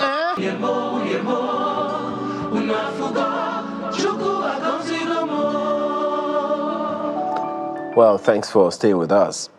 That's our next conversation, ending dangerous pesticides use. Now, according to the Environmental Protection Agency, the government body that regulates pesticides, a pesticide is any substance or mixture of substances intended for preventing, destroying, repelling, or mitigating any pest. They are toxic. They're toxic to both pests and humans. Take note, however, they need not be hazardous to humans and non-target animal species if suitable precautions are taken. Question then is, what are these suitable precautions that need to be taken?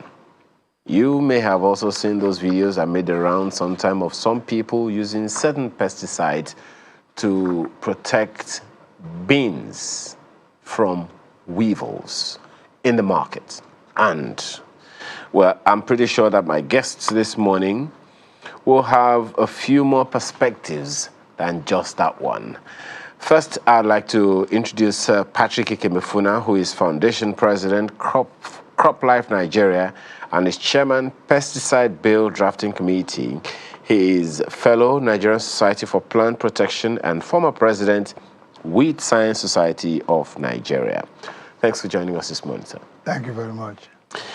We also have in our Abuja studio Mr. Chris Kaka, who is Program Manager, Trade Network Initiative, as well as Mr. Azubike Wokoye, who is Food and Agricultural Program Coordinator of Action Aid Nigeria. Gentlemen, thank you for being a part of our program this morning.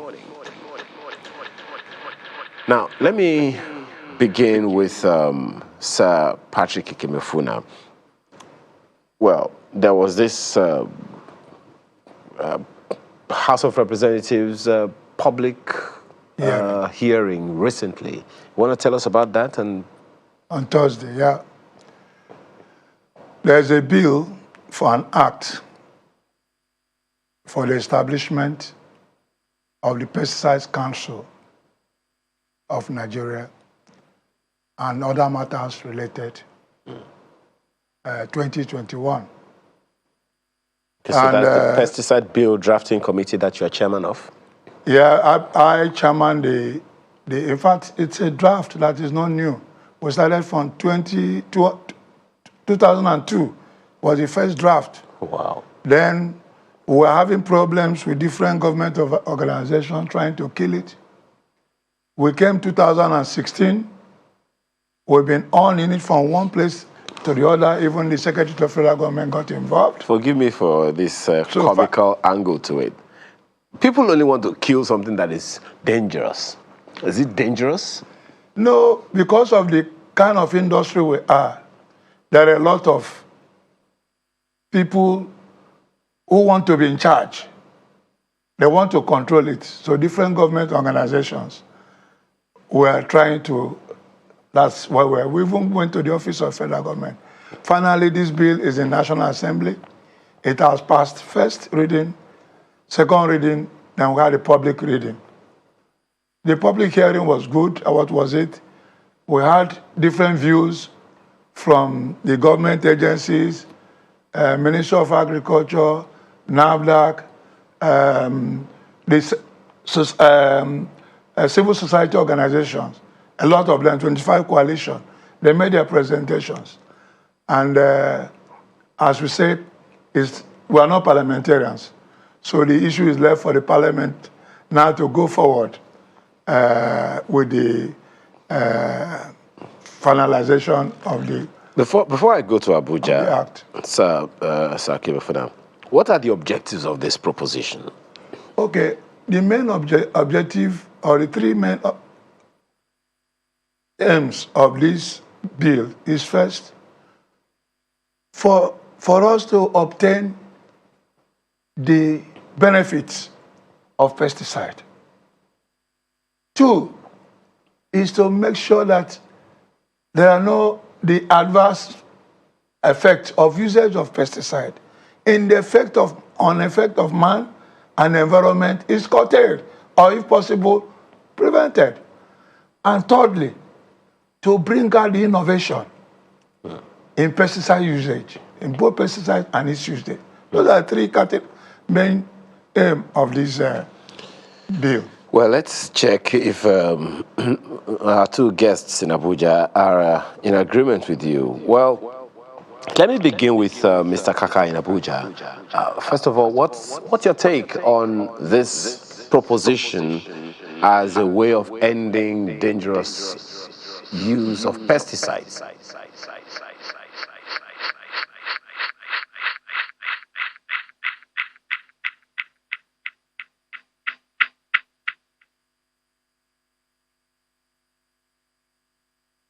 All chemicals in Nigeria, including agrochemicals. But if you go to the market today, you find that there are very toxic, highly hazardous pesticides that are actually making rounds in the market. You go to any agro-dealer shop, you find them there. And these chemicals themselves have actually been found to be very harmful to not only humans, plant, and animal, but even to the environment itself.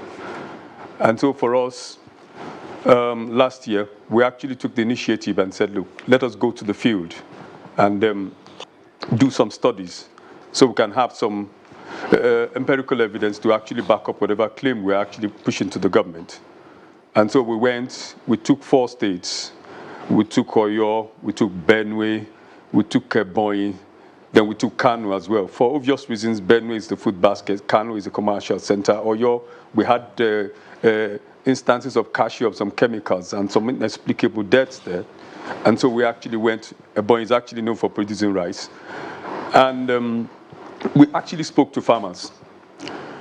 So our respondents were farmers, they were chemical dealers themselves, and extension agents. And these were the 3 categories of persons we actually spoke to when we conducted our research. And at the end of it all, we found that 40% of the pesticides making rounds and being used in Nigeria are actually bound in foreign countries. European markets, for instance, 40% of that particular pesticide found in Nigeria. And they were bound in such countries because they were found to be harmful to human health and affecting the environment. And so for us, whichever of the organization was actually responsible for regulating pesticides in Nigeria was actually not on top of the issue. And it was imperative for us to actually define another form of strategy or framework for us to be able to effectively manage pesticide utilizations, their manufacture, their sale distributions in Nigeria. And so when they came up with the bill, for us it was a good development. However, we found issues while the idea of the bill is a good one, there are issues, clauses inside that particular document which we had exceptions to. And a couple of them has to do with the compositions of the membership of the council. One of them, which is actually CropLife itself. If you allow me to explain, CropLife Nigeria is affiliated to an international organization, which is CropLife International. And behind the screens, these are organizations that are actually known to be the major manufacturers of seeds and pesticides across the world. For instance, Bayer is the world's largest producer of seeds and pesticides in the world. But Bayer, as we speak today, is actually facing more than $10 billion suits on account of their products that have been used by farmers and field workers that have actually contracted cancers. Same thing with Syngenta's, Monsanto's, which is another big organization that produces paraquat. And there are field workers and farmers who have said they have developed Parkinson's disease on account of using these chemicals. So for us, if the regulation is not working, we need to have another form of system to actually regulate it, and that is where we actually welcome what the National Assembly is doing, except that we have issues with the content of that particular document. Just a quick one, Mr. Kaka, on that particular issue that you've just raised now. Before these things can come into Nigeria and be everywhere, I can identify off the top of my head 2 institutions that have to be involved, or that at least must have signed off on them. One of them is the Standards Organization of Nigeria, and the other is the National Agency for Food and Drug Administration and Control. If those institutions That's correct. would sign off on them, then they would come in. Is that what happened? I didn't get the last thing. You said if the institutions sign off on them, then they would do what? They would come into the country, right? That's correct. Okay. Are those products in the country? We just told you of a field exercise we did, and the products are actually in the country. I'll give you an example. So essentially you are saying, just a second. Essentially, you're saying that at least even before this bill, we have some structure, some systems that should be able to take care of these shortfalls that you have identified, and those agencies failed to do the needful, consequently endangering the lives of Nigerians. Exactly. Okay. Let me ask Mr. Nwokoye about this whole issues around solving this problem. You work with the Food and Agricultural, you are the Food and Agriculture Program Coordinator of ActionAid Nigeria, Mr. Nwokoye. So first of all, what's your take on all of these that we're talking about now? Okay. For some of us, we look at it from the bigger picture. Currently, our food import bill as a country increased in the first quarter of 2021 by 140%. The importation on wheat alone was about 250-something billion, and we are competitive in wheat. The truth about all this is that we deserve more from both the regulatory institutions and the Federal Ministry of Agriculture. Currently, Nigeria loses about 3.5 trillion naira annually from post-harvest losses because of our low investment in processing facilities. Farmers, especially women, have access to 18%, only 18% processing facilities across Nigeria.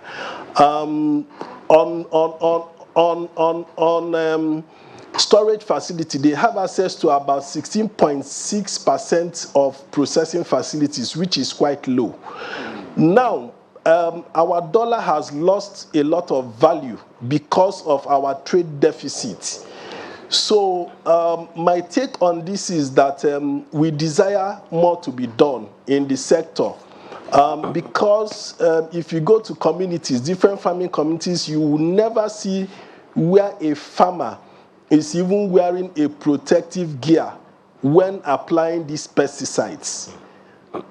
For some of us, we should move more into organic pesticides,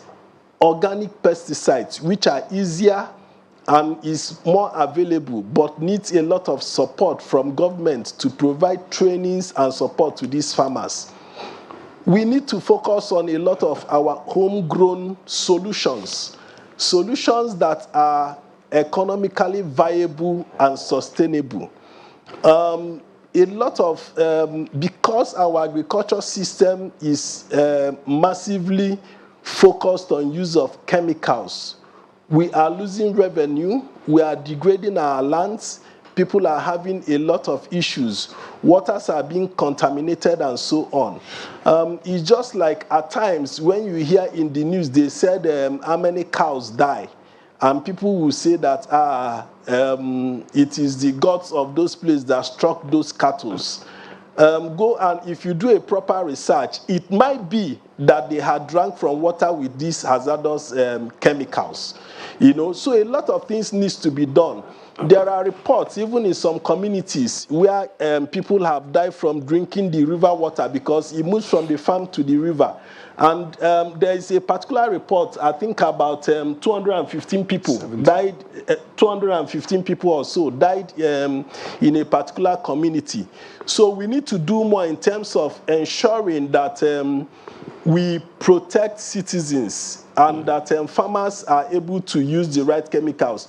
Even the agro-input dealers that sell these chemicals, many of them don't even know the function, don't even know. And from what we are finding out, some of these harmful chemicals, you know, the farmers don't know how harmful they are. So they use it, they look for it because they feel that it is more effective, but it's also having a lot of hazard even on the soil, because from in a little while that soil stops performing and they have to start struggle, and they need to increase the use so that the soil can continue producing, or they now start struggling to get more or move to another land and so on. So we need to, in general, find better ways, you know. We support the council because agencies that were supposed to do their work have not done well, but we need to also consider, if we are looking for a council to do this, what should be the composition, you know. We are also conscious of the fact that there is a lot of issues around the cost of governance. So if you're going to get a council, for some of us, our candid advice, I mean, whenever we are arriving at that, should be looking at all these regulatory agencies that are supposed to do that. Rather than doing new employment, can they second people from those to the council when the council is established, if the council is going to be established, to also save cost of governance? And I think with this kind of conversations, the National Assembly is also listening. and we know that they will not do the wrong thing because it affects everybody. If you are not directly a farmer, you're also a consumer somewhat.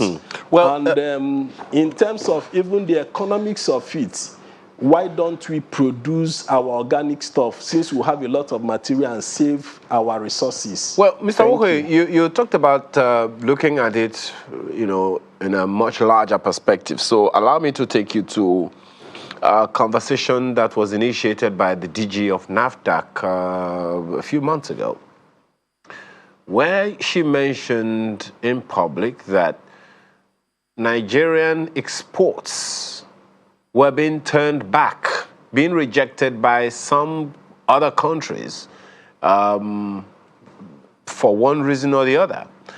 I don't know if you're aware of that. We understand that some of the reasons given was because our products were not up to par with what was expected in those countries. I think some European countries. Could it be as a result of wrong use of some of these pesticides that you're talking about? Yes, actually, majority is the wrong use of the pesticide because I think for about 3 or 4 years now, even Nigerian beans is no longer going to the European market because of a high residue of some of this chemical. And now, even Nigeria's cocoa is also being threatened. And if you check you will see how much cocoa is getting into our food export bill, which is also not doing well and causing a lot of trade deficit for us. So, I mean, it's about the residue. And you mentioned also, you have seen on TV where sniper and other things are being used to preserve beans and so on. I eat beans, I like beans. I don't use sniper. I use pepper. I put pepper in the sacks and so on, and you don't have weevils get into it. So what we are saying is that there are ways, like one farmer was talking about controlling the fall armyworm. And simply, one other farmer said, please, you don't need chemical to do this. You use neem leaves, pepper, and so on, and they will get away. So why don't we focus more on agroecology within our country? One, if not for anything, we can produce more with that. We can produce more healthy food. We can save our foreign exchange because our food import bill is quite high. And the truth is this, even when you talk about preservation, if you have an organically produced food, it lasts on the shelf more than chemically produced food. That's true. So we are losing about 3.5 trillion annually from post-harvest losses alone. So imagine if we are able to bridge that gap by investing a lot within our economy to save that amount. It will add a lot even to our budget and other things we need to do. Okay. So basically, the truth is that these harmful chemicals are coming into Nigerian market, and we need to actually do a lot of things. We need to also find home-based solution. We need to get our acts back. We don't need to allow these chemicals and the users run amok. Okay. Unfortunately, many of the farmers don't even know their names. They just know that this can kill this pesticide. This can kill this weed. There are so many issues that you have. So many issues that you have raised in the short responses that you have given, and quite valid. I'm pretty sure, Sir Ikemifuna, we want to respond to some of them. But Yes. in the fray of responding to some of them, okay, but let me. First of all, I thank them because all issues they have raised shows that we need a pesticide bill. It is only Nigeria and the whole of Africa that does not have a pesticide bill. I've been in this industry for 44 years. In the West African country, ECOWAS, we've not been able to have a harmonized pesticides legislation because of Nigeria. Nigeria does not have any. So, also, it is only in Nigeria that importation and regulation of pesticide is not domiciled with Ministry of Agriculture. It's domiciled in other agencies.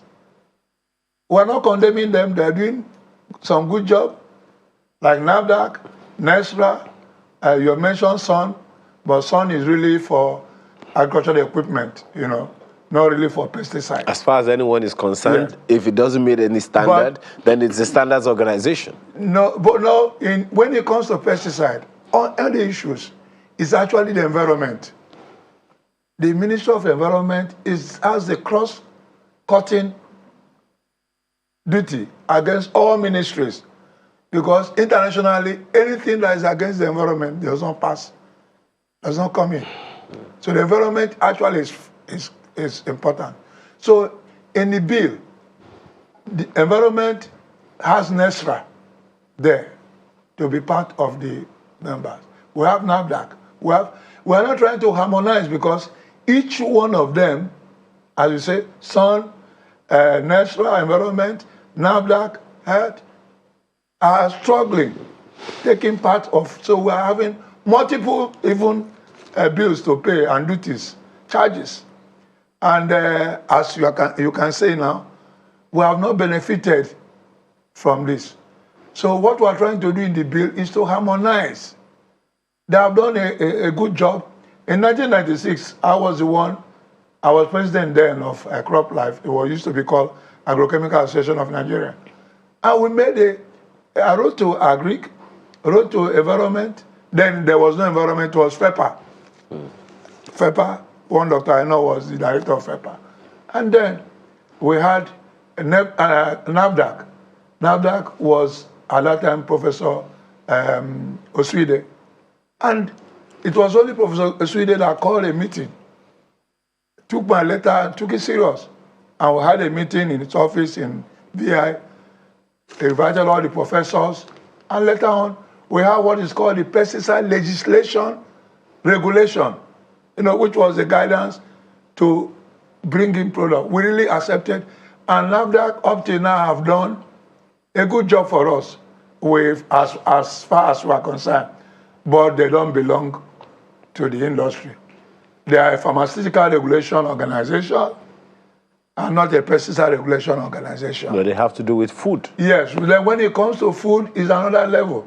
That now comes to not only to them, even standard organization, because they will now come into the MRLS of as I said, residues of the products will now go according to the determinant of the standard organization. That's where they come in.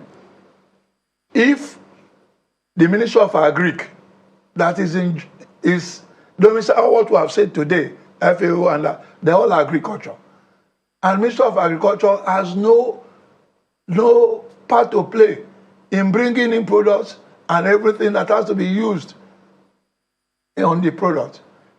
10 years ago or 8 years ago, I was chairman for regulation of pesticides for use in cocoa. And we structured the products that should be used on cocoa, both insecticide, fungicide, and herbicide.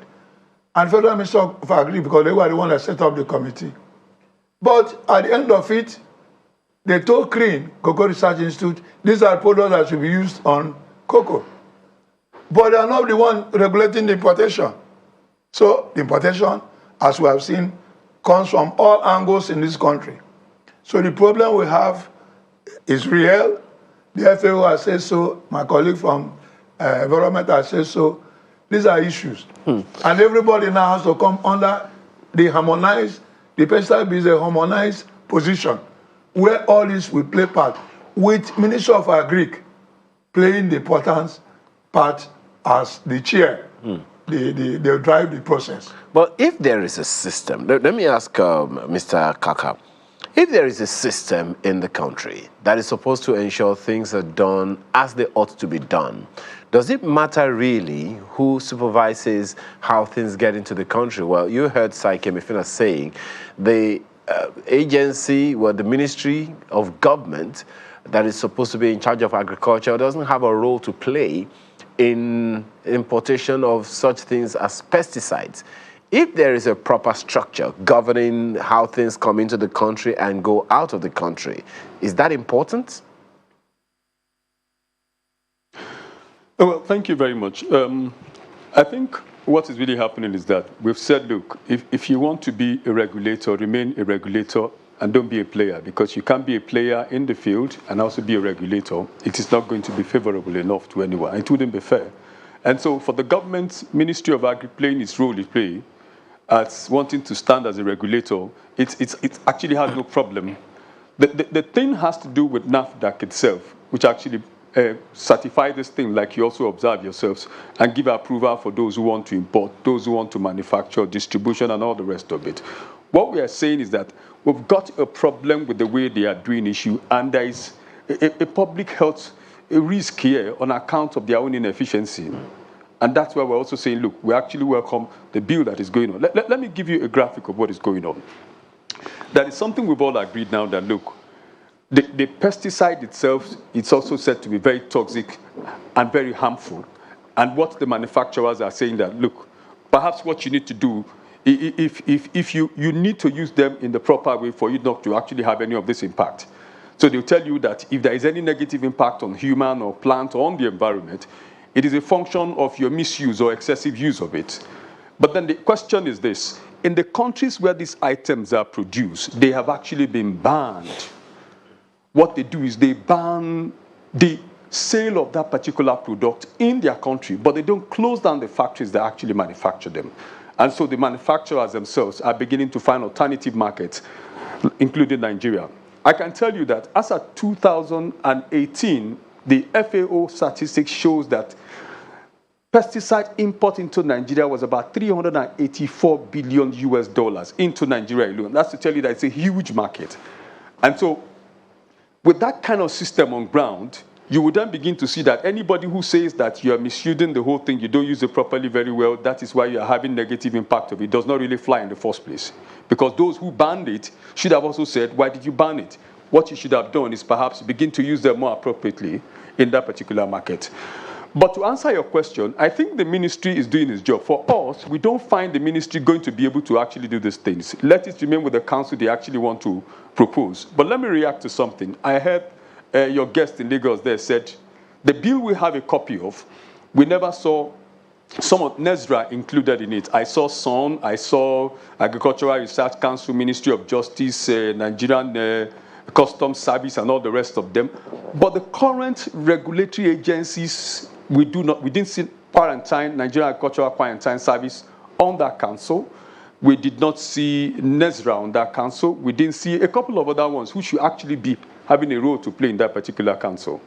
And so for us, the bill idea to regulate importation, sales, and distribution of pesticide in Nigeria is a good one, but the current content of the bill is not going to help address it. As a matter of fact, the harmful impact of it and the sanctions for the manufacturers of this product is totally empty in the document. So if there is any negative impact on the environment, the manufacturers are not to be blamed. They blame it on the users themselves, which is not the case overseas now. In Europe today, they have agreed now that people who manufacture these things that they are not actually wanting to use in their country should shut it down. And I see why Nigerians should not do the same. The other thing I want to point out, like you said earlier, has to do with the issue of the Nigerian ban of products. Like my colleague said, the beans has been actually banned from the European market for a very long time. Why? Because the pesticide residue level of what is used in actually preserving it was actually too high. It will interest you to know that the WTO Codex Alimentaris allow each country, for purpose of food safety, to determine what is their maximum residue level. And Nigeria has adopted that of the EU. The same EU you buy these products from, use the pesticide in Nigeria, return the product back to them as export, and they reject the same product on you. And you begin to see the double standards. You gave us the pesticide we're using, we grew the crop with that particular pesticide, send it back to you, and you are rejecting it that the pesticide residue level is actually too high. So for us, it's actually a double standard for those who are producing this pesticide. On the other hand, we feel that, look, these pesticides themselves that are actually being banned in foreign countries should not have any space in Nigeria. I was giving you an example of Roundup. Roundup is a herbicide that you walk into any agrochemical dealer shop. People use it in killing weeds on their farm. It has been found to be a major cause of cancers. Yet, it is still in the Nigerian market. NAFDAC is there. They are not doing their job. You ask them, they tell you there is porosity of, the Nigerian border is porous. Why are you not doing your job? Why are you not picketing these people who are selling these things, who are importing them in the first instance? So for us, we don't care who actually becomes, what kind of system we put in place to regulate the import and sale of these things. We want one that should be able to take public health into consideration and do it, and sanction manufacturers of these products that are actually banned overseas, importing them into this country, selling them into Nigeria. I want to. So that's a valid one, Mr. Kaka. But I want to ask you what that law, this proposition, this bill, should do about farmers who sometimes go a little over the radar in the application of these products. Because just as you said, I mean, it's common sense to say, look, if this is your recommendation and we are doing it per the recommendation we're using as advised, why the rejection then? So possibly, I'm not holding brief for anyone. I'm just saying, in the event that there was some excessiveness on the part of maybe one or two farmers who take these things out of the nation, is there a room for some form of, punitive measures against anyone who goes a little overboard in the application of these products? As users themselves. Yes. So this is the challenge. I mean, what is really... Okay, I think they're kind of... Yes, go ahead. Go ahead. I can hear you. What is really bad is bad, as it were. If you blame the user of the product for perhaps misuse or excessive use of that particular product, you as the manufacturer having no blame to take from it, I don't think is a fair deal. No. I'm not exonerating the manufacturer, not at all. I'm not exonerating the manufacturer. I want to believe that this bill that is being proposed will deal with that issue. I'm just saying, in the event that indeed there is a shortfall, well, there is some action on our part not doing it right. I mean, what should be the? I mean, I'm just thinking about us cleaning out our own end and then being able to deal with those who are from the others from outside. I got your question at the first instance. I'm saying you cannot blame the users of the chemicals themselves.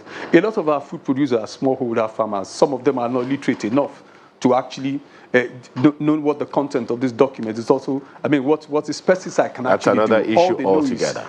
They go to the market. It's been recommended by an extension worker for them to actually use on their farm. Okay. We are saying this thing, irrespective of the carefulness you take in using it, has got an impact on the environment. Okay. Look, today that's now, noted. The bee population, which are natural pollinators. Yeah. That's taken, and I respect that opinion. Let me ask Mr. Wokoye. Well, Mr. Wokoye, you've been listening to all of this, and I like the fact that you looked at it from a broader perspective. Now, in terms of broader perspective, and let's begin to is this our own public hearing now of this bill? What are some of the shortfalls that you have seen in this proposition that you think will need to be addressed if it is supposed to perform its function long term? Okay, like I said, one, we are conscious of the large spending on government. So we are conscious of the fact that we need to be careful about creating more bodies that public expenditure will be going into. So we are suggesting by the time we are able to address many of these issues within the bill in terms of establishing this very council on pesticide, that a strong suggestion is that from these existing regulatory agencies, that people that are supposed to be staff of the council or serve on the council should be seconded from there so that we don't do new recruitments also. That's one of the suggestions. Then two, this is also happening because of our far low investment in extension services, which is supposed to be the fulcrum, because if farmers in communities know about these harmful chemicals, they will, pesticides, they will avoid them. You know, if they know how to do a lot of alternative ways naturally, they will avoid them. Currently across Nigeria, access to farm demonstration is about 5.6%. So I don't know how we want our agriculture sector to grow. So we need massive investment in the agriculture sector. Our current proposed agriculture budget is just about 1.7% instead of 10% that is recommended by the Maputo Declaration. You know, Farmers Field School, only less than 15% of farmers across Nigeria has access to Farmers Field School. You know, information is not up to 50% across board. So we actually need investment. A lot of investment needs to also go into agroecology, which will reduce a lot of chemical use. Why? High chemical use is not even sustainable in the first place, you know, because it means that if you use some certain chemicals, within a short time, the soil is degraded. And many of these chemicals contribute highly to the challenges of climate change we are faced with. So why don't we adopt natural solutions that are cheaper, affordable, and we can use it to also reduce our import bill in the agriculture sector. I started by saying that in Q1 of 2021 alone, our food import bill went up to 140%. And I gave an example of wheat only in the first quarter, about 250 something billion, 258 billion was used to import wheat. Now, only our food import bill alone is contributing to the indirect devaluation of the naira. Because our trade deficit is getting larger and larger. And it's only through the agriculture sector that we are competitive to fill this trade deficit. Absolutely. So we need to look inward. We need to increase our investment in agriculture. Well, it looks to me like, I mean, just as you began by saying that you're going to take it from a broader, on a broader perspective, and this is definitely, a broad one. Well, we're winding down. Now we have just about 3 minutes before we go. So, Sai Kemefuna, you have listened to other panelists on this issue, and you said you've been at this for some 44 years. Yes. This must be an exciting one for you. Which other stakeholders do you think need to be onboarded on this conversation in order for it not just to see the light of day, but to be long-term effective? Remember what Mr. Kaka said the other time about the low literacy level of the primary users. How does this bill address that, for instance? Yes, the bill addresses the issue of usage and product stewardship. Product stewardship means that you take your product from manufacturer to users, end user level, and even to disposer. My colleague from the FAO, in October last year, 2020, there's a partnership agreement between FAO and CropLife on basic sustainable development goal, the SDGs. And this includes innovations, as he is saying, new methods, biological norm, pesticide-based options. Also look at the climatic situation and environmental issues in that partnership between CropLife and Detailed. So we're in partnership. I agree with what the FAO is saying. We're in partnership with them. With Kaka, too, is making salient points. Composition of the membership of the council, no problem. They can. All what we need is a pesticide bill.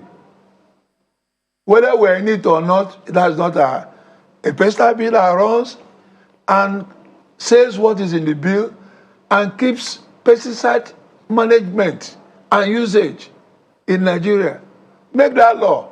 Whoever puts it harmonized, we don't care. But let us have a pesticide bill.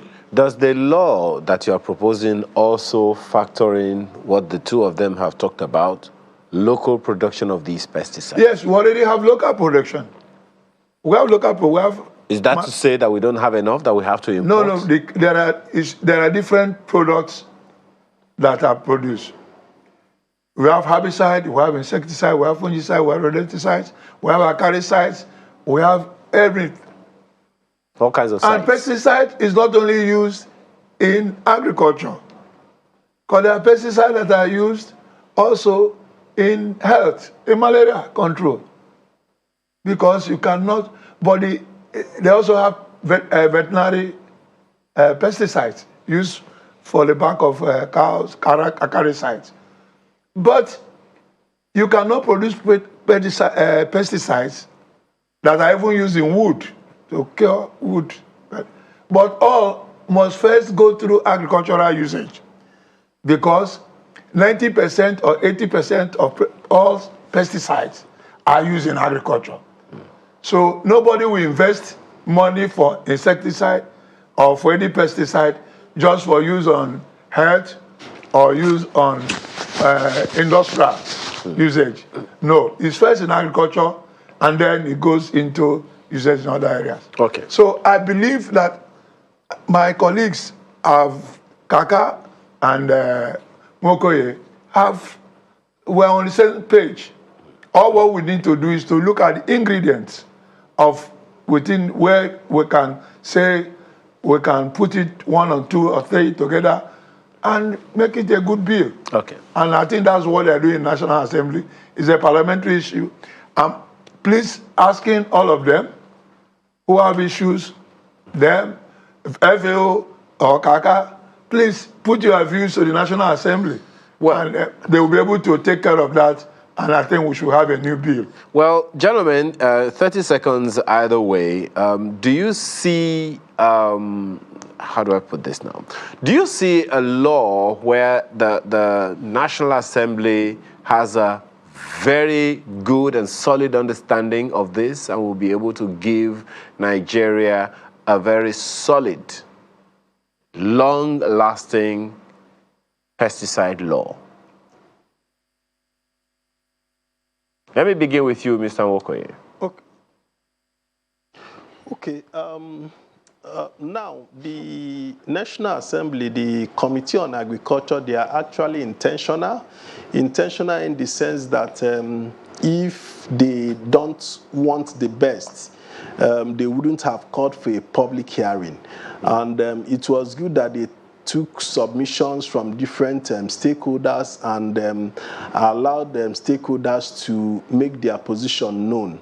And they said they will also set up a committee to work further on the bill, which they will include certain stakeholders. So we believe that by all these conversations that we are having, definitely we will come out better as a country.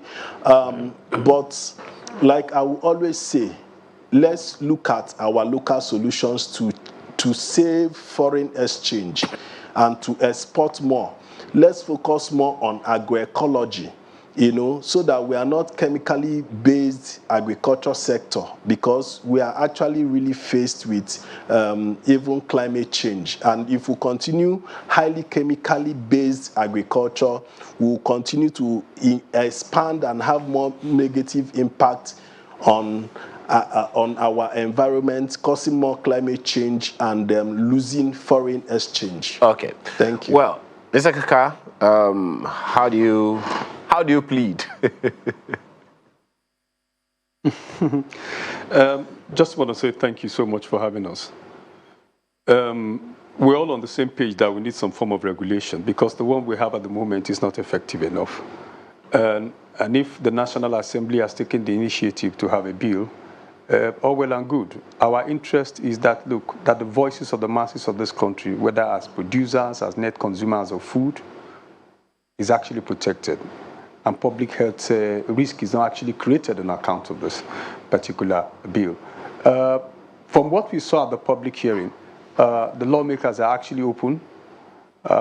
They've decided to have the alliance we both belong to, the Alliance for Action on Pesticide in Nigeria, to be part of the technical committee. And we are hoping with such inclusions, we will bring the voices of Nigeria into the content of that particular bill, where the user, the consumer of food are all protected against the business cases of the manufacturer, that the negative impact you get of it is as a result of your misuse or overuse of the particular product. But like my colleague also said, beyond regulating pesticides, is that, look, we begin to look away from using chemicals as food producers, because it is not going to help us in the long run. We might become dependent on manufacturers of this product. We begin to look for other alternative means, which are homegrown solutions that have been found to be effective in producing our food. So if we get some form of integrated pest management ideas that can actually fly, I think that's where government should actually put its money at the moment down, while the bill is actually running concurrently with it. Well, we have to thank you very much, gentlemen, for the inputs that you have made into this conversation. Most certainly, many people are hearing about this for like the first time. Many people don't even know, for instance, that agriculture is this complex. Well, we have to thank you very much, gentlemen, for being here.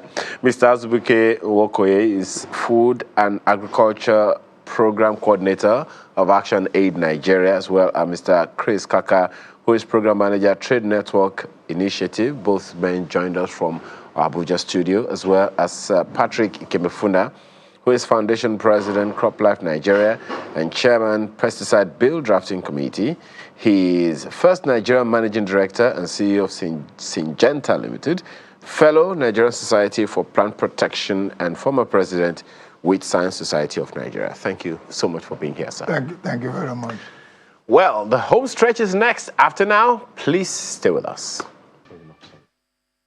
Well, we have...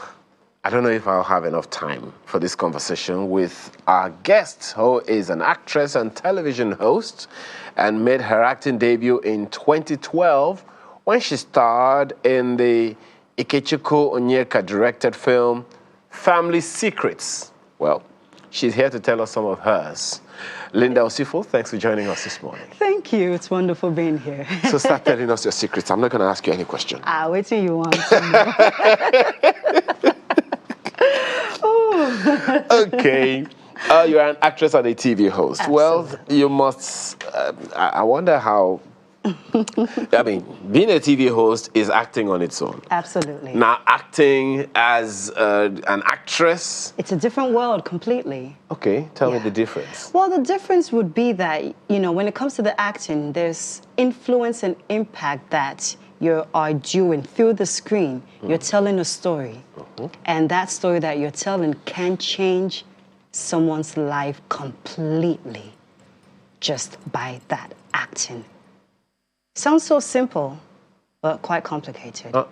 It's not simple. You see? It sounds simple. No, it's not simple. It's not at all. Have you done stage acting? I did start with that in Canada, but that was more of, I would call that in the educational form of school, but the real stage play here, no, it's another level of acting. I can imagine. Oh, yes. I did stage here, so I can How did you cope? How did you survive? I'm the one asking the questions here. Okay, until I come on your program. Okay, so tell us, how has it been? Maybe I should ask, okay, in the two worlds that you have done this acting, and in the Americas, and now in Nigeria. Niger. I love my country, Nigeria. Nigeria is a very blessed nation, and the opportunities here are at large. And I'd like to tell that to the youth especially. And the system here gives you the eager to strive for more, because there's no invisible ceiling, like I call it. The invisible ceiling meaning there's a certain level that you can pass. So I feel there's no invisible ceiling here. Why? Because it's a developing nation, and there's so much more than you can develop as an individual. So the journey here, It's off, but it's been good. I think I'm seeing more of the TV host than the actress here. Because I can see that the actress is struggling to come out. So we're not acting here, though. We can't. I'm being myself. Yeah, this one not be money matter now. So I'm here to be Linda Osifo and no other character. Okay, so what's been the most challenging? Okay, let me ask you a question that might be a little difficult to respond to. Okay. But I'd like to ask you anyway, for the sake of those who you want to inspire and challenge. Okay.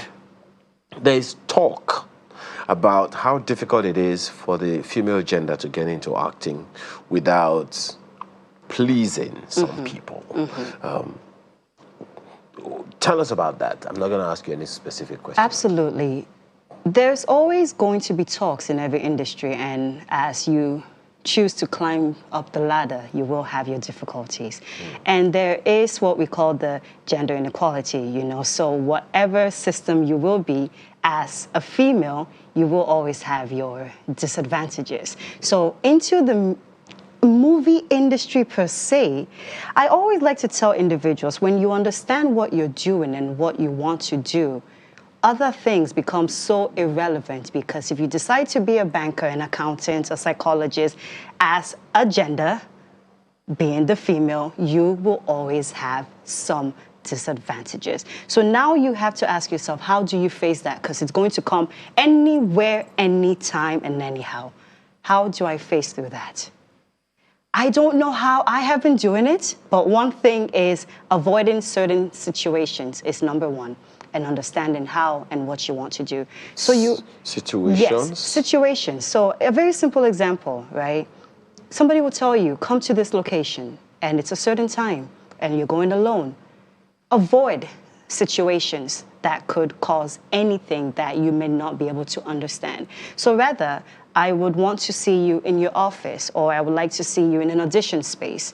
And that can be either female or male, whatever it is, just being in a place that is conducive and comfortable for me.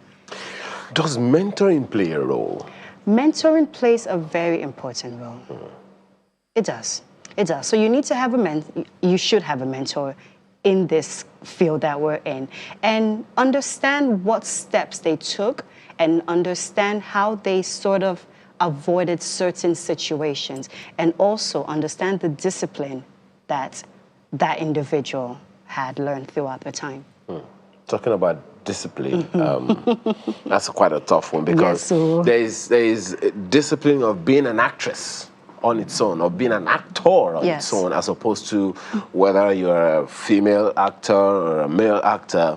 The discipline of the sector is something on its own entirely. Absolutely. Well, I really don't have much time. I wish I had an hour to take this on with you, because it's better, it's easier when you're talking to a co-host.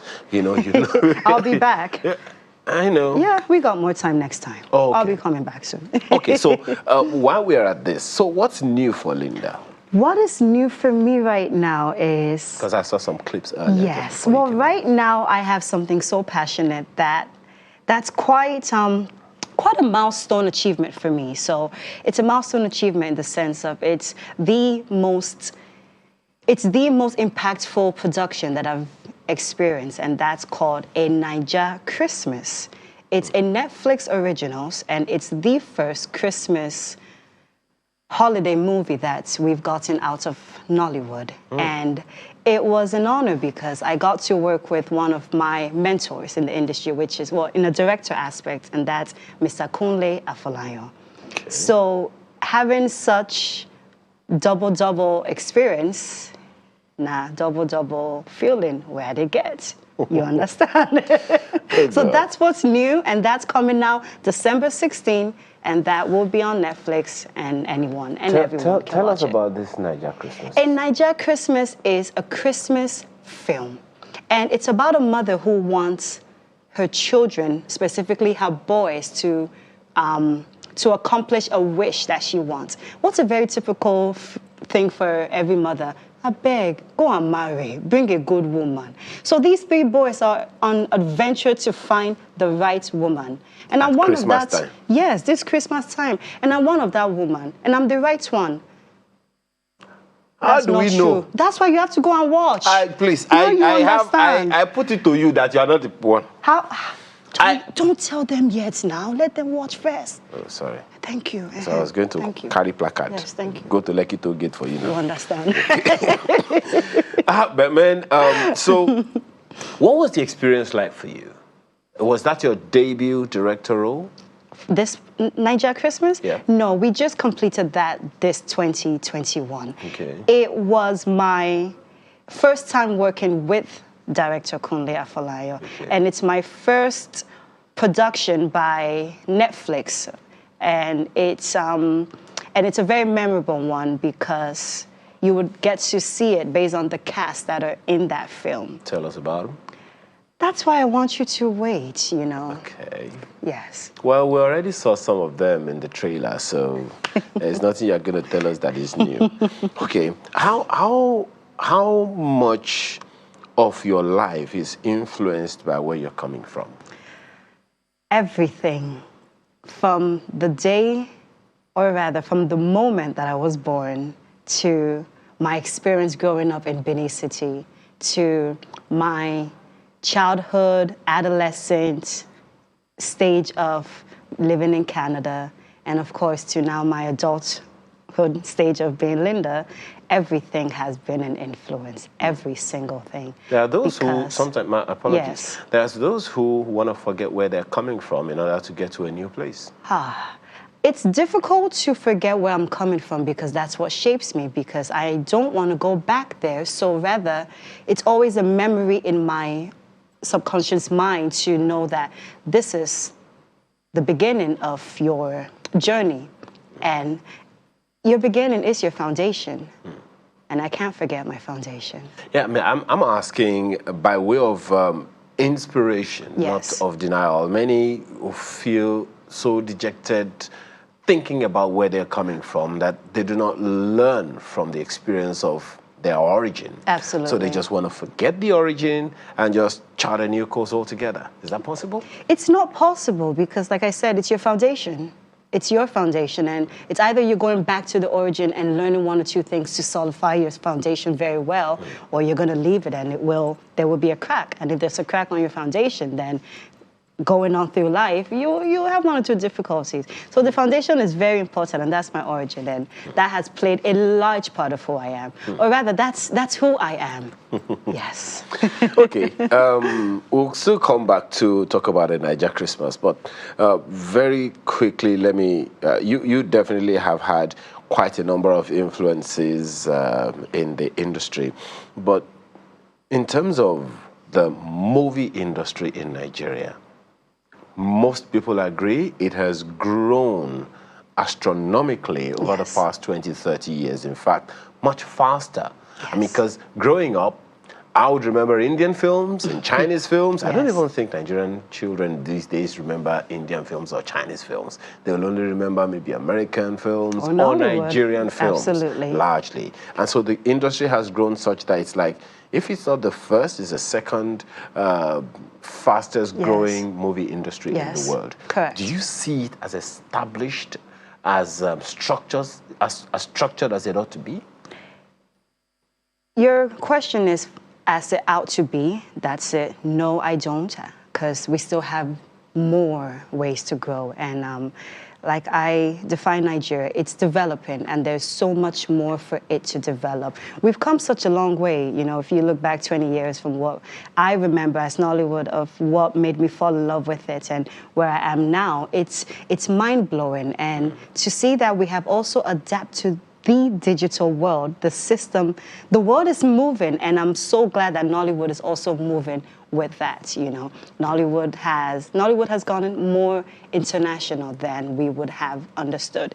And I believe in the next 5 years, or less than another 15 years to go, we could be shocked to see where Nollywood would be. With what we have seen recently, I mean, Nollywood has gone digital. Netflix is digital. Nollywood has gone global. Absolutely. Netflix is global. At least, if we cannot see other ones. Also with the cinema aspects as well. As also with the cinema as well. So tell us a little, just very quickly again, a quick recap about a Naija Christmas. A Naija Christmas is coming out on Netflix December 16, and it's the first Christmas holiday film that's out from Nollywood. And December 16 is just about 5 days away. It is, so hey.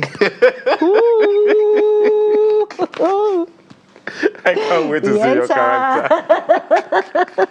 I'm excited. Linda, thank you so much. Thank Linda you, Osifo, sir. Thank actress you. and TV host. Thank you so much for your Thank you, time Mr. this Vidin. morning. Thank And it's you. exciting to have you here. And I can only wish you the best. Thank you, sir. Sincerely, I can only wish you the best of this and several other things to come in your life. Thank I didn't even get to ask you what's next after this, so don't answer that one yet. Maybe another time.